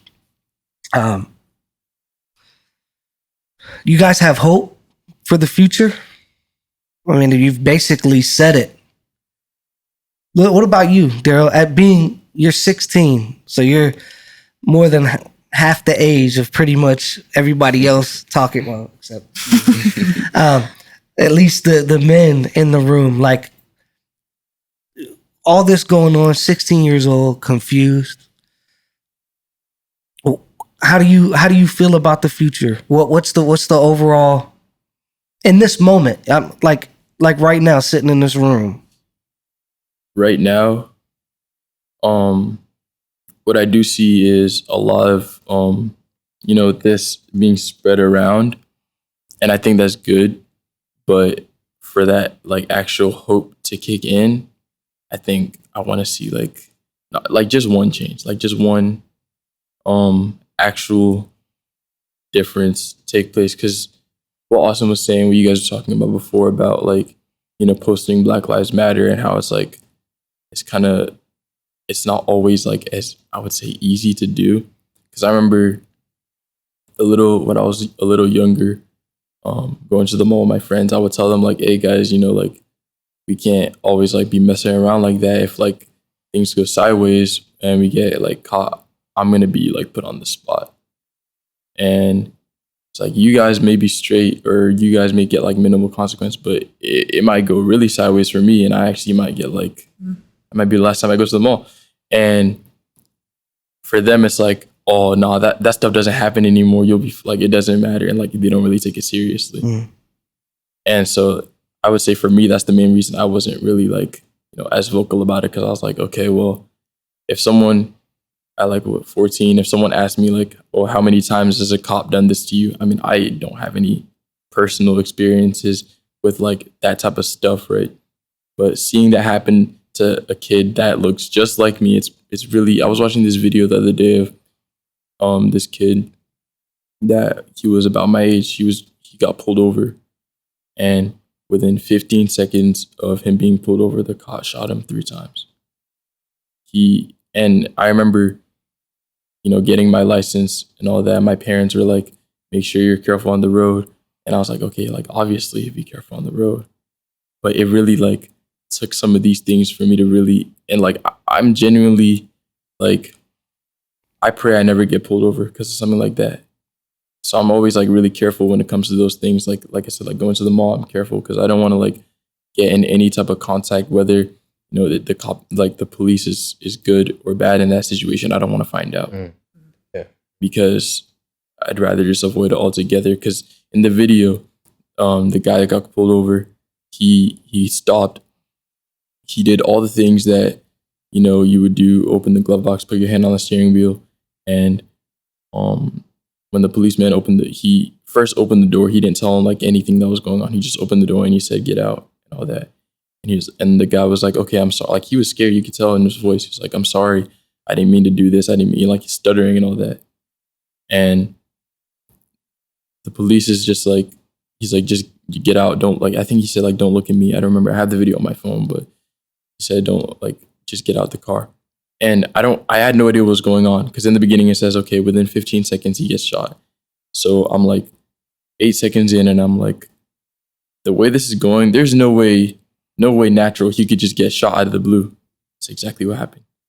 He just halfway out, like, he's about to get out the car, like, complying, doing everything the policeman is saying. And just out of nowhere, he just fires like 3 shots. And I was like, where did that even come from?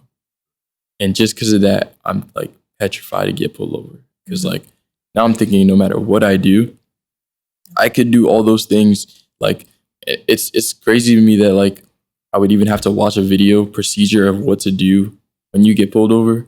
Because it's like, okay, just obviously do the natural things and listen to the policeman.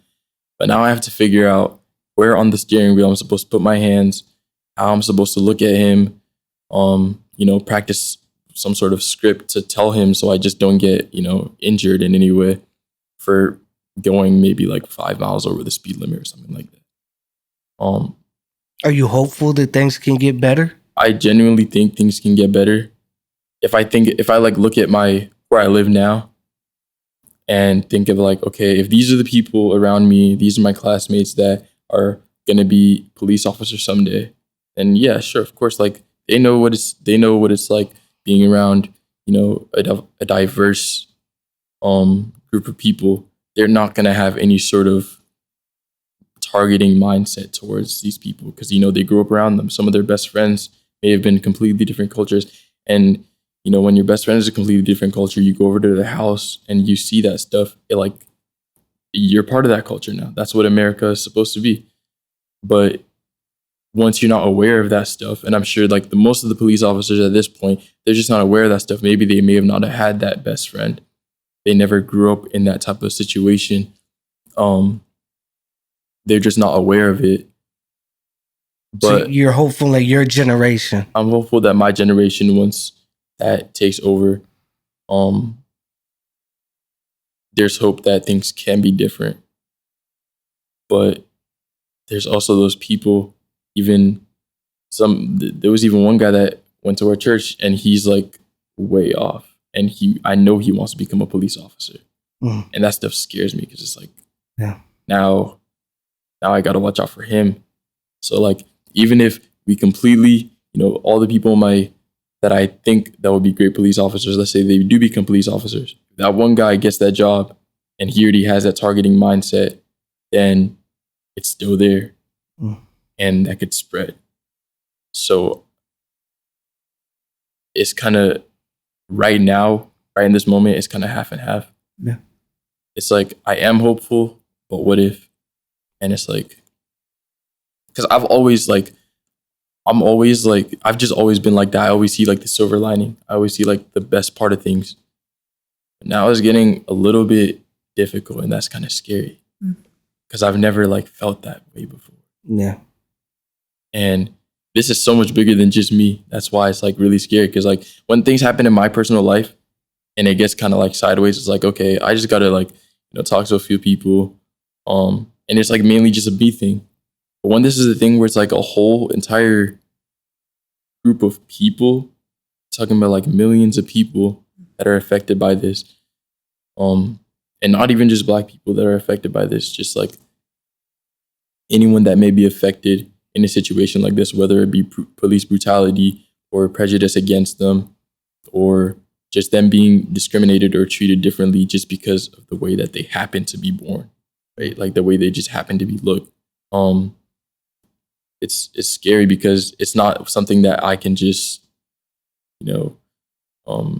look into it and then change something that I'm doing. It needs like a whole body of people to shift in one direction and like start changing the way that they're doing things. And like you guys are talking about, like you agree with the statement, but not the what was it? The movement, right? And I really I'm really glad you said that. I really appreciate that you said that, because that's a really bold thing to say. And in the best way possible too, because a lot of people, they'll be terrified to say that, because especially in this day of cancel culture, you say something that's a little bit off, everyone's after you about it. And they'll pick out like the tiniest part of what you said. Someone will listen to this whole entire how many hour podcast and be like, oh, look at 30 minutes in, he said he doesn't agree with the movement. But it's not about that. No, I don't see why. Obviously, the thing is that's where it gets complicated, because I'm sure everyone here sees why they're looting, sees why they're rioting, because after so many years of that like suppression, obviously something's gonna come out. You play with a dog for so long, gonna get bit, and it's not that we're over here agreeing with it. We're not like, okay, well, since you guys aren't listening to us, then we're gonna do this. It's not like I'm over here like, yeah, go loot the place, go riot the place. You wouldn't catch me doing that. But you can see why. You can see exactly why. And you can see like where that comes from. But that's why you got to separate. It gets too looped up into thinking, okay, so now Black Lives Matter means let's go loot the place. Like, you got to learn to separate the statement from the movement. Either that or make the movement into what the statement should be. Because if you take such a beautifully said 3 words, Black Lives Matter, but then now you attach Black Lives Matter to killing people, let's say killing cops, that's still killing people, looting places, shutting down businesses. That's not what we're about. That's not what Black Lives Matter. No one says the lives of someone, the lives of a certain group of people matter, so let's kill other people to make up for it. It's not like that. Yeah. So good. But at the same time, it's like it's kind of complicated, because now you still see why they're doing it, but it doesn't. It's just really like it gets blurry. And what I want is for us to move past that line of blurriness and just see it for what it really is. Because now it's getting like we all started with the same exact thing. We'll all say the same exact thing. It's now time for us to start acting the same way. I saw this picture of like one of the policemen got separated from his unit in the middle of a protest. Saw that. And just thinking of like what Chris, if that happened to him, I would be terrified for him. You seeing as like Black Lives Matter, taking it, and now people are turning into kill cops and all that. You get separated from your unit in the middle of that, and you're the person that's being targeted, you'll get torn up. But then you see the good people in the movement, that there was like 10 Black people surrounding him, protecting him, because they knew what would happen to him if they broke that chain. They're protecting him. That's what it's about. Yeah. Black Lives Matter is about protection. It's about equality. It's about fairness. But another thing is, a lot of people seem to think equality and fairness is the same thing, but that's a different topic. My man.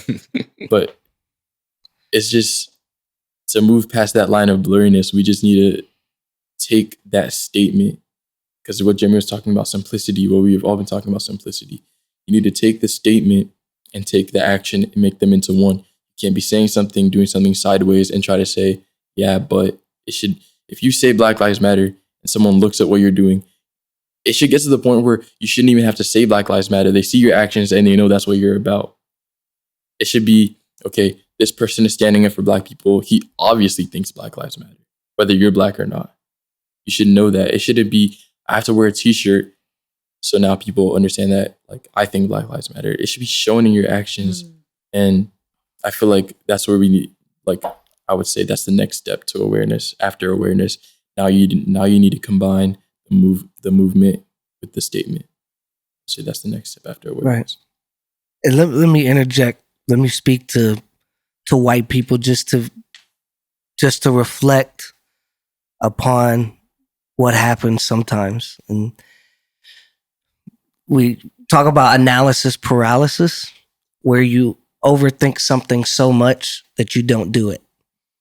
And we've been working together in at the church. And there's like 6 different projects going on at one time. And sometimes you'll start on a project and 2 or 3 people will come over your shoulder, say me and Paulie are working something and 2 other people come up and they say, why don't you hang it like this instead of hanging it like that? And then what happens is, so you don't have to go with their idea, is we start coming up with all sorts of objections. Well, if we do it like that, then we'll have to change that. And then we'll have to paint that. And then we'll have to do that. And then eventually everybody goes, just forget it. Right? And I think sometimes the issue of race relations, that instead of simplicity, I think sometimes that we as white people have a tendency to make it so complicated and analyze it so much that we just go, forget it. Right? There's just no answer. And I think that's just why simplicity, man, has been hitting me so hard. And me and Paulie talked about it last night, just like, man, it's really simple. And you said it, and everybody's kind of echoed it in a sense. But I just want to the white people that are listening to this, think about the way you react to things and statements, and think to yourself, am I trying to make it so difficult that I don't have to deal with it? Am I trying to make it impossible so I don't have to make effort at it? Because I think that's a big part of it. And I think that's in general. I think people do that in general. But I think that that's one of the hurdles I think that a white person has to get over. One thing they have to be really honest with themselves with is that they're not just trying to make it so muddy that they just can walk away from it, because, well, there's just no fix. There's just no common ground. Talking about the future, can it get better? Like, you hopeful? Yeah. Kind of bouncing off of what Austin said. For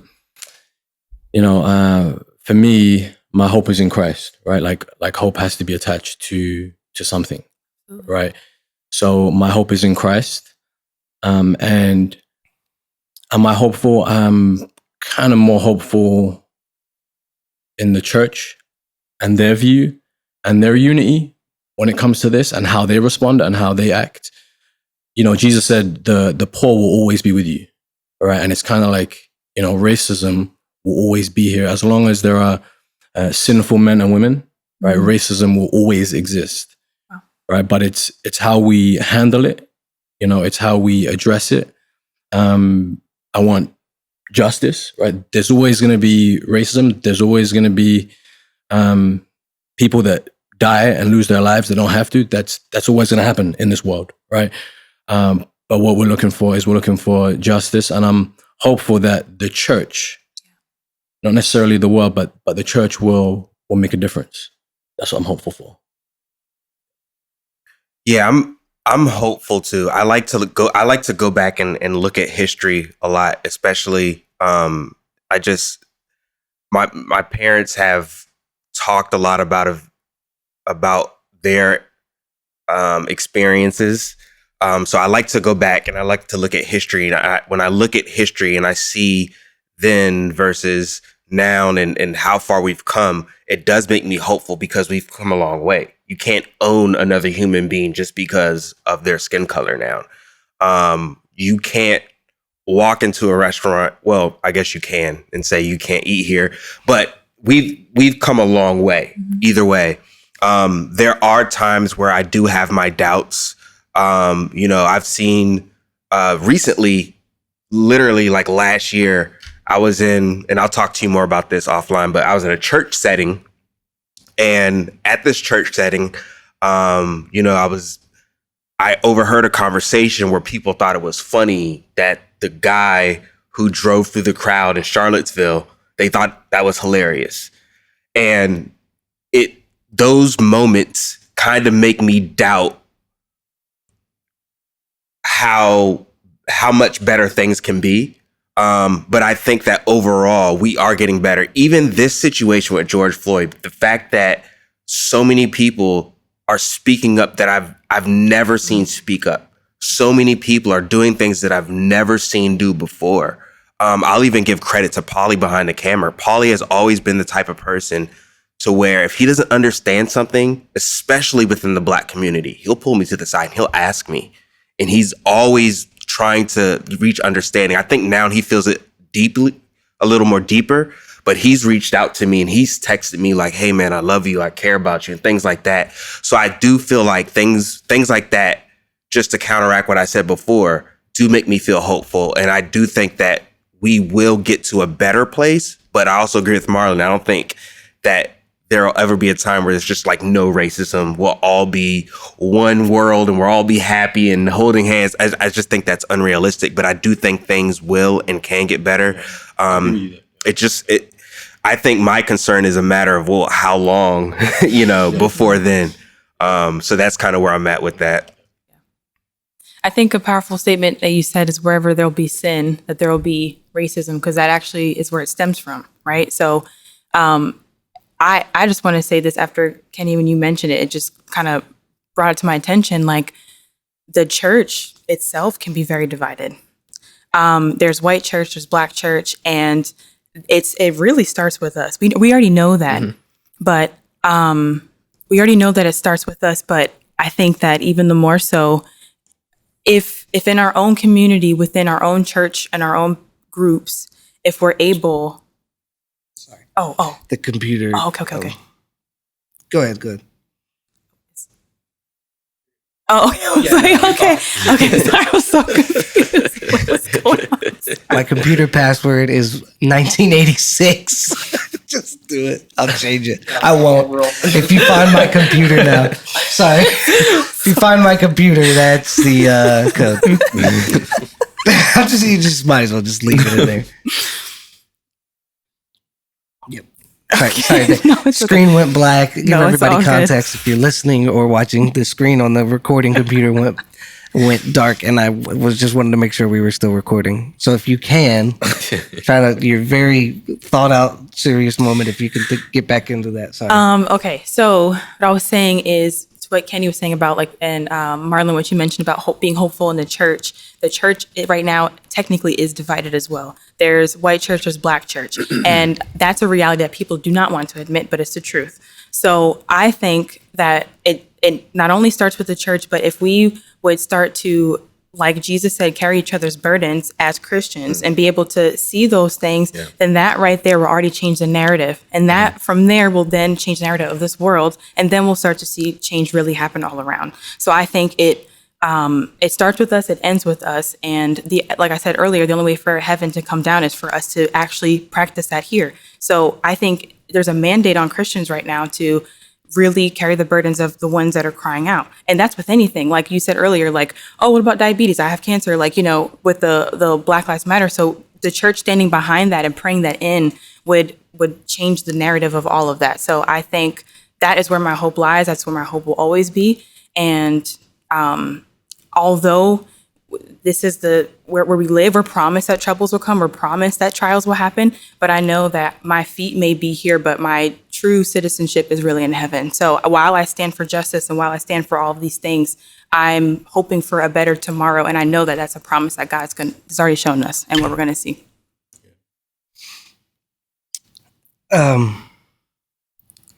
So let's say, like, what do you expect from your white brothers and sisters, or if you want to put it a different way, what is, somebody's listening to this and say they haven't really been active, or they're just now starting to really wake up to what's going on? Like, what? I'm white. Paulie's white. You can get in a situation, you go, okay, now what do I do? And the reason we're doing this is because somebody challenged me and said, so how are you using your white privilege to support people of color? So I just started searching. I'm like, well, we got a podcast. I mean, it's not much, it's something. So for me, this was like a step. It was like, okay, I don't know what to do, but this is a thing that I can do. So y'all know me, I like making things real practical. So like this is all good and people could walk away feeling warm and fuzzy, but like, okay, what's the actionable step, or what do you expect from your white friend who's listening, or what would be something that they could do? Do you think that not just to make them feel better, not just to make you feel better, but maybe could effectively begin to bring about some sort of change or something? What would encourage you to see? I would say, I would say this is not an immediate action type of thing, but more of like in your lifetime. Because there's certain things I know for a fact that like white people are gonna say, like, at least where I'm at, I just know this happens. White people are gonna say this within, their group of people. Like let's say like it's all white people there. They're gonna say some certain things that they wouldn't say around their black friends. But if you're that white guy or that white girl in that group of people, and they're saying something that like is like off, that's like messed up, like what Kenny was talking about. You said like they thought it was hilarious when he drove into the crowd of people. You hear something like that, like tell them like what's up. Like you can't let that stuff slide.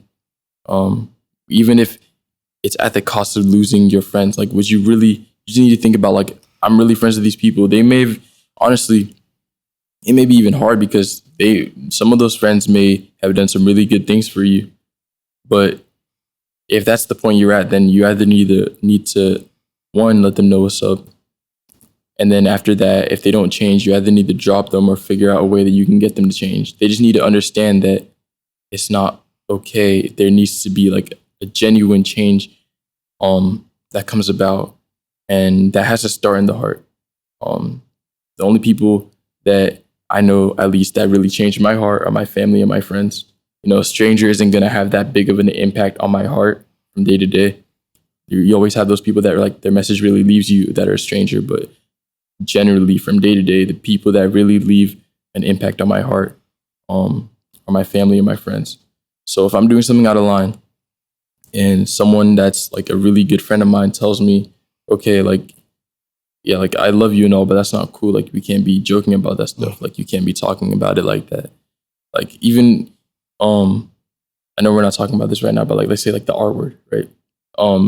Where a couple years ago it was like a regular thing, just to like you just say it like when you're like joking around, and then now it came about that, and they were actually, I didn't even really, because I don't really like using words like that, but I would hear it around. It's like, okay, like people would tell each other, or like if I'm in a group of people and someone would say that, joke around about it, and someone speaks up and says, hey, you can't be saying that. Like that's not cool to be saying.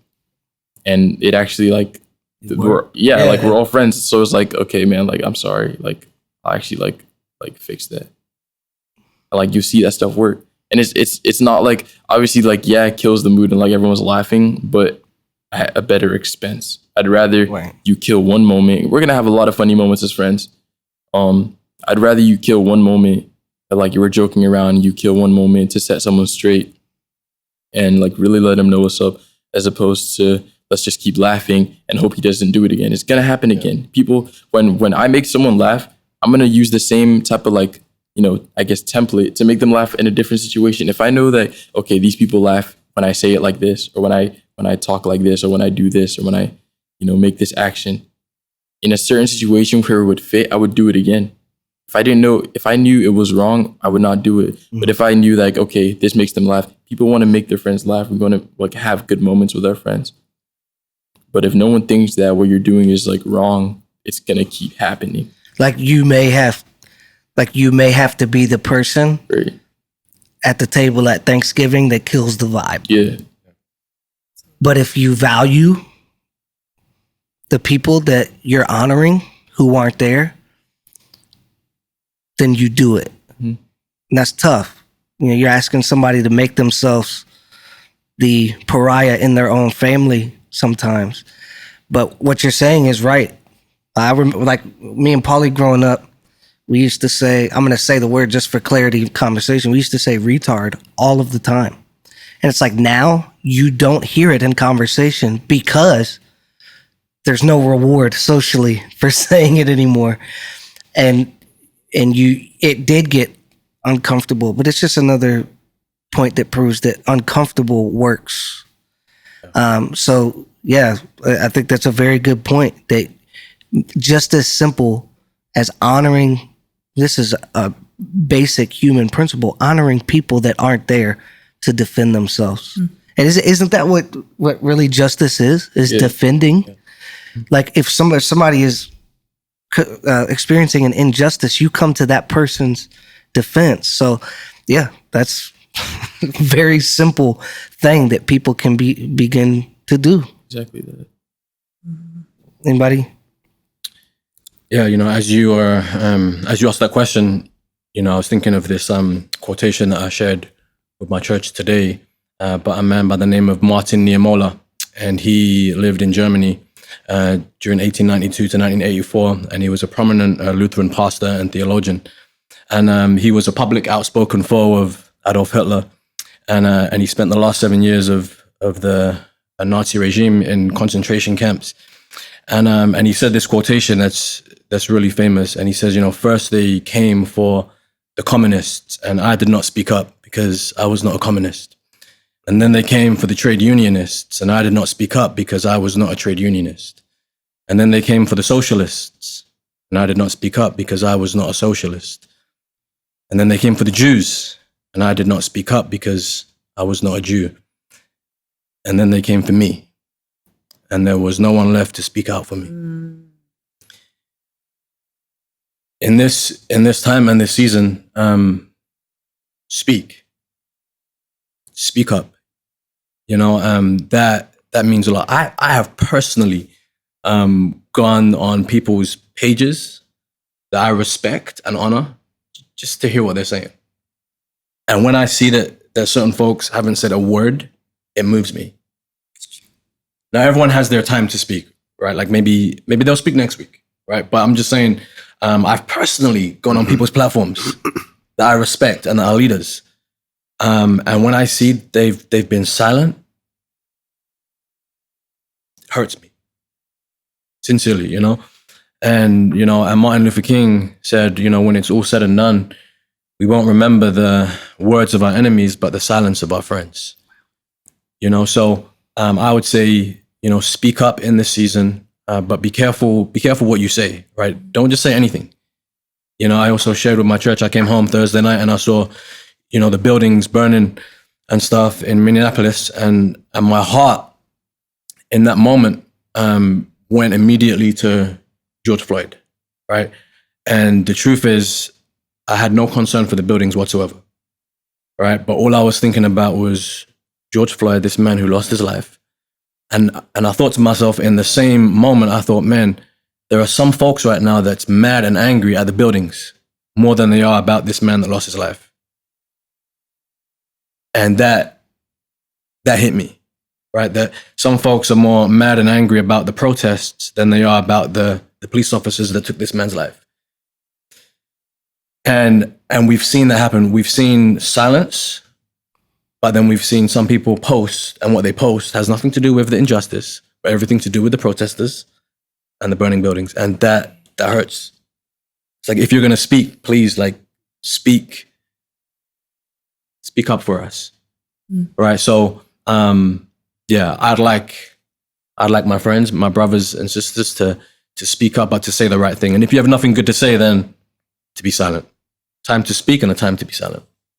Yeah, I definitely want to echo with what Marlon said. I think we kind of all agree on that, is we would like people just to stand with us in solidarity for those, to deal with these issues, because we live in a country where it was built for and by the people, and we're supposed to be a place where the people speak, and that's how the country's supposed to be.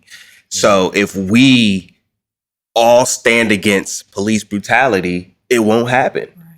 If we place our energy in the right place, we can come against those things. And even beyond just speaking, I would even challenge people to think about how you vote for people. The people in power who have the ability to change laws and policies and things like that.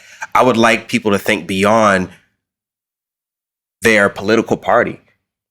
I don't subscribe to any political party, and that's typically because I like to look at what aligns with what I believe. And I think if people who are outside of the Black community looking in could take that into consideration when they're giving someone their vote, I think that's a step in the right direction. We were at the protests yesterday, my wife and I, and this Hispanic lady rolled by and very angrily out the window just went off.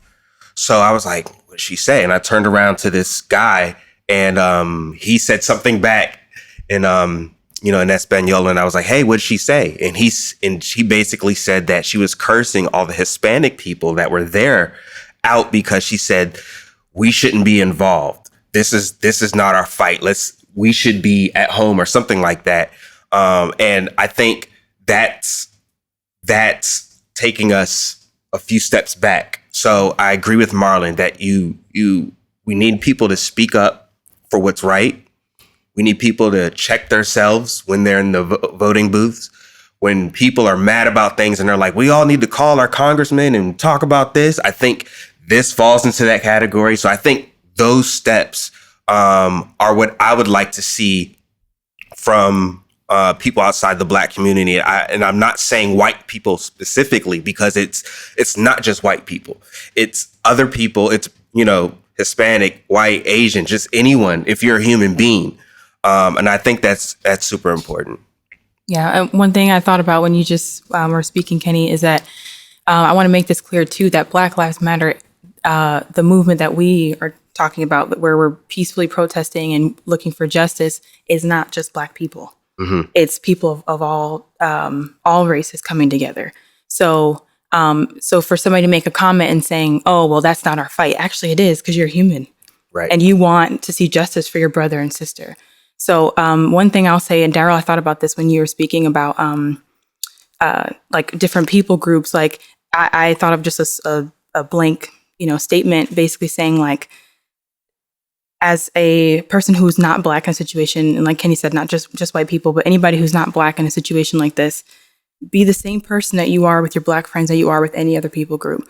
The very things that you would say, make sure that they line up in the same group. Because if you're not, you need to check your heart, because there's something off about that. And I mean, all of us can take that lesson, but specifically speaking to people who have a platform.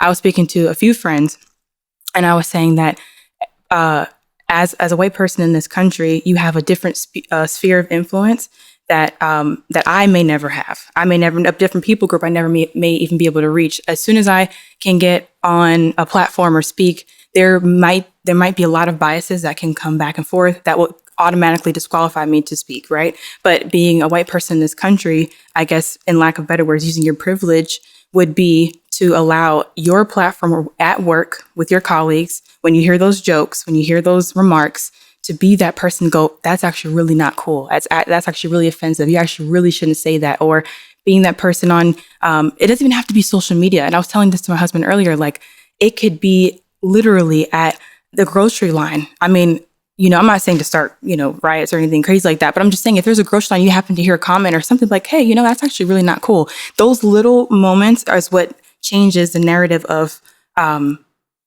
everything. And it's like those small things. And I remember moments in my life where somebody checked me about something, and it shaped my entire life. So imagine how powerful. Don't underestimate. It doesn't have to necessarily be on your social media account, but in a moment where you feel your heart's beating, you're like, this is not right, I have to say something. Just say it. Just take that chance, because you never know that embarrassing moment of that person going like, oh man, I had no idea. Or maybe they did know, and they're completely mortified that they said it publicly, knowing that they thought their friend who was here was going to agree, but you just disagreed. You just drew the line. So that can cause change. So use that as an opportunity. Right. And I would also add, not to make it a white versus Black thing, because I think a lot of people like to turn it into that. Right. When we have these conversations and we're explaining or giving our experiences as a Black community, this has happened to me, and this is how I view it, and this is how we view it, and things like that. I think a lot of people like to say, well, what do you want us to do? Like, this is not like, let me come at white people, right. Talk. This is simply, these are the things we're dealing with, and you, as my white brother, as my Hispanic brother, as my Asian brother, as my Indian brother, you can help just by speaking up or just by using your voice or your vote or whatever means you have using your platform. Right. So I do want to make that clear because I don't want this to sound like let's talk about white people and what they need to do. And, that's not what this is at all. So, and just for the context, just for the context of the conversation, was very intentional for this conversation to say white people. Because again, it's very easy. We're not talking to all of the variables, right? The simplicity. So if anybody's been watching this, if you were thinking this, you're probably, at 2 hours and something, you're probably not listening anymore. But for anybody who was listening and you've heard white, black, it's not because that's the end all be all of the issue. It's because we're simplifying the conversation in a way that we can discuss it without getting lost in a million variables. And I think it's just a simple way to start. I'm going to read something really quick. And then Marlon, I'm going to just ask you to end it off in a beautiful prayer in your beautiful accent. I was thinking that. I was thinking the same thing. 1 Corinthians 13. If I speak in the tongues of men or of angels, but do not have love, I am only a resounding gong or a clanging cymbal. If I have the gift of prophecy and can fathom all mysteries and all knowledge, and if I have a faith that can move mountains, but do not have love, I am nothing. If I give all I possess to the poor and give over my body to hardship that I may boast, but do not have love, I gain nothing. Love is patient, love is kind, it does not envy, it does not boast, it is not proud, it does not dishonor others, it is not self-seeking, it is not easily angered, it keeps no record of wrongs. Love does not delight in evil, but rejoices in the truth. It always protects, always trusts, always hopes, and always perseveres. Love never fails. Now these three remain: faith, hope, and love. But the greatest of these is love. Man, from the bottom of my heart, I love you guys. Like I said, man, disruption is a good thing. And a lot of good things happen in discomfort. So as much as we love doing the Miserable Podcast, there's nothing else to talk about at the moment. So let's do a second installment of this. Maybe we might do a little different panel. We're going to give Faith a microphone next time so she don't have to do the rolling ad. Or just every episode you can do that. And that might be great too. Okay, we're coming from different directions. Right. Drop down from the ceiling.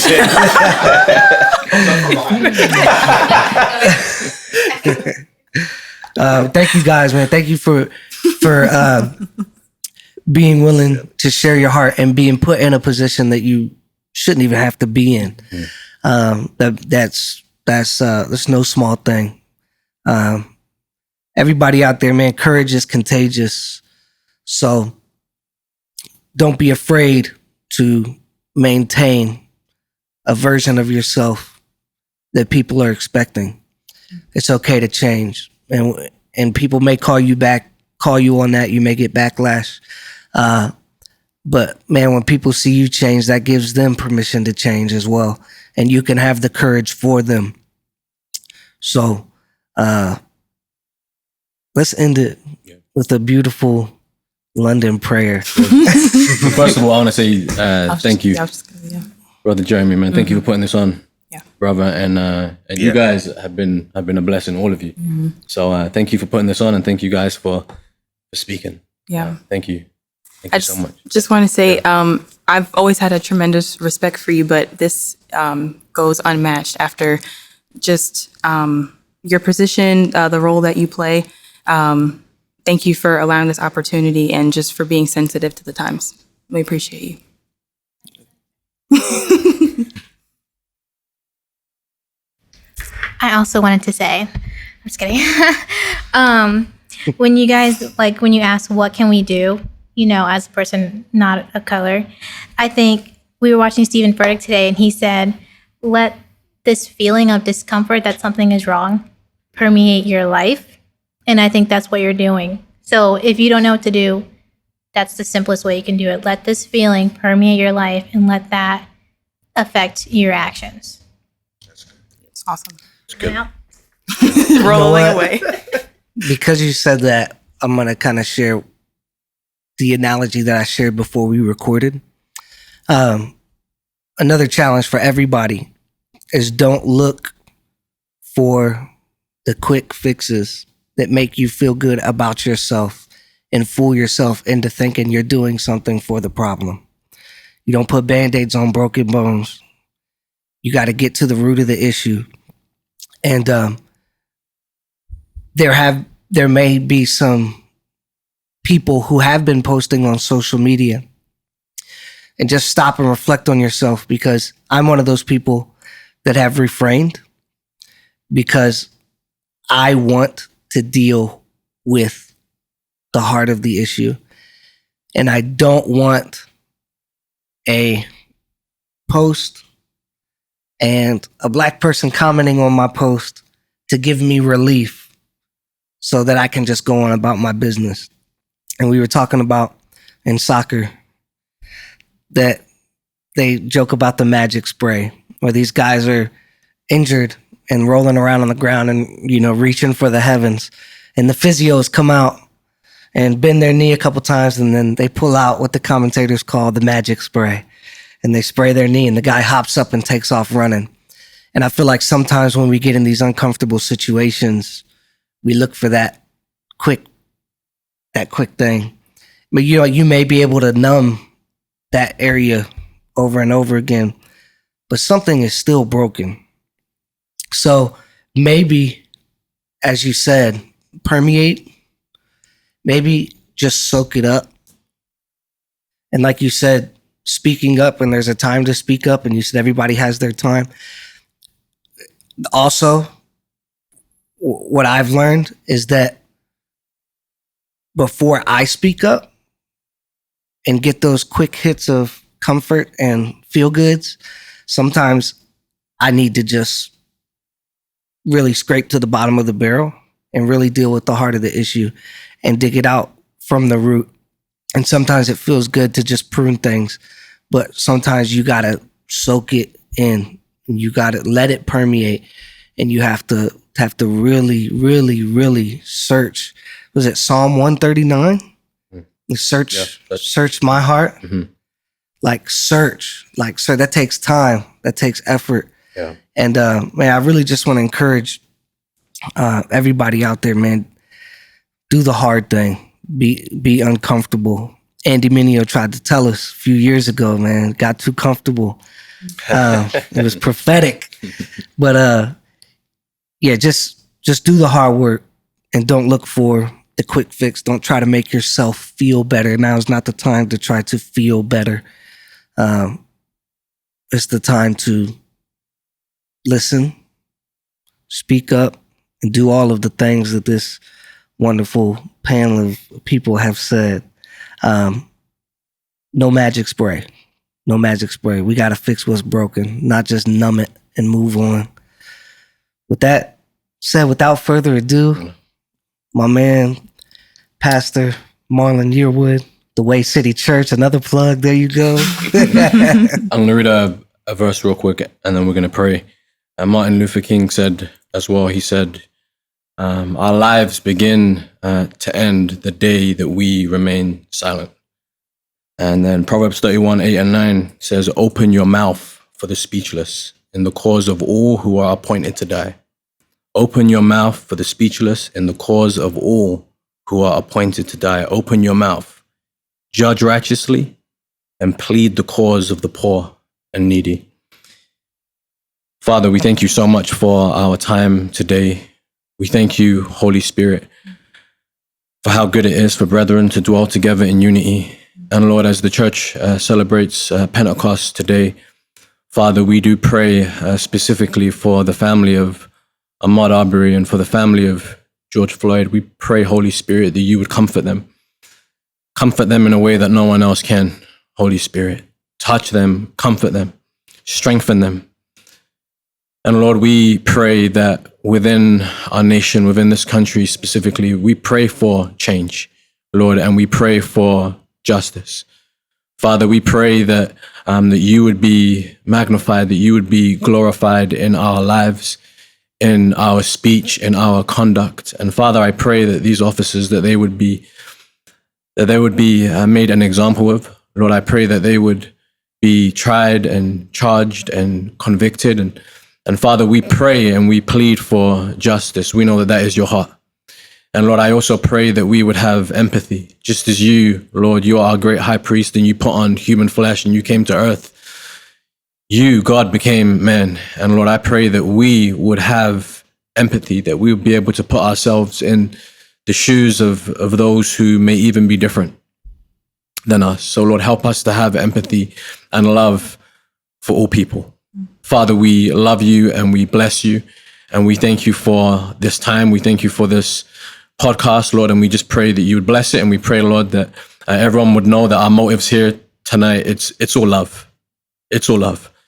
So Father, I pray that everyone would understand that they would get that. And Lord, I just pray for change. And I pray, Lord, that hearts would be touched because of the words spoken on this podcast. We give this time into your hands and we thank you. In Jesus' name we pray. Amen. Amen. Amen.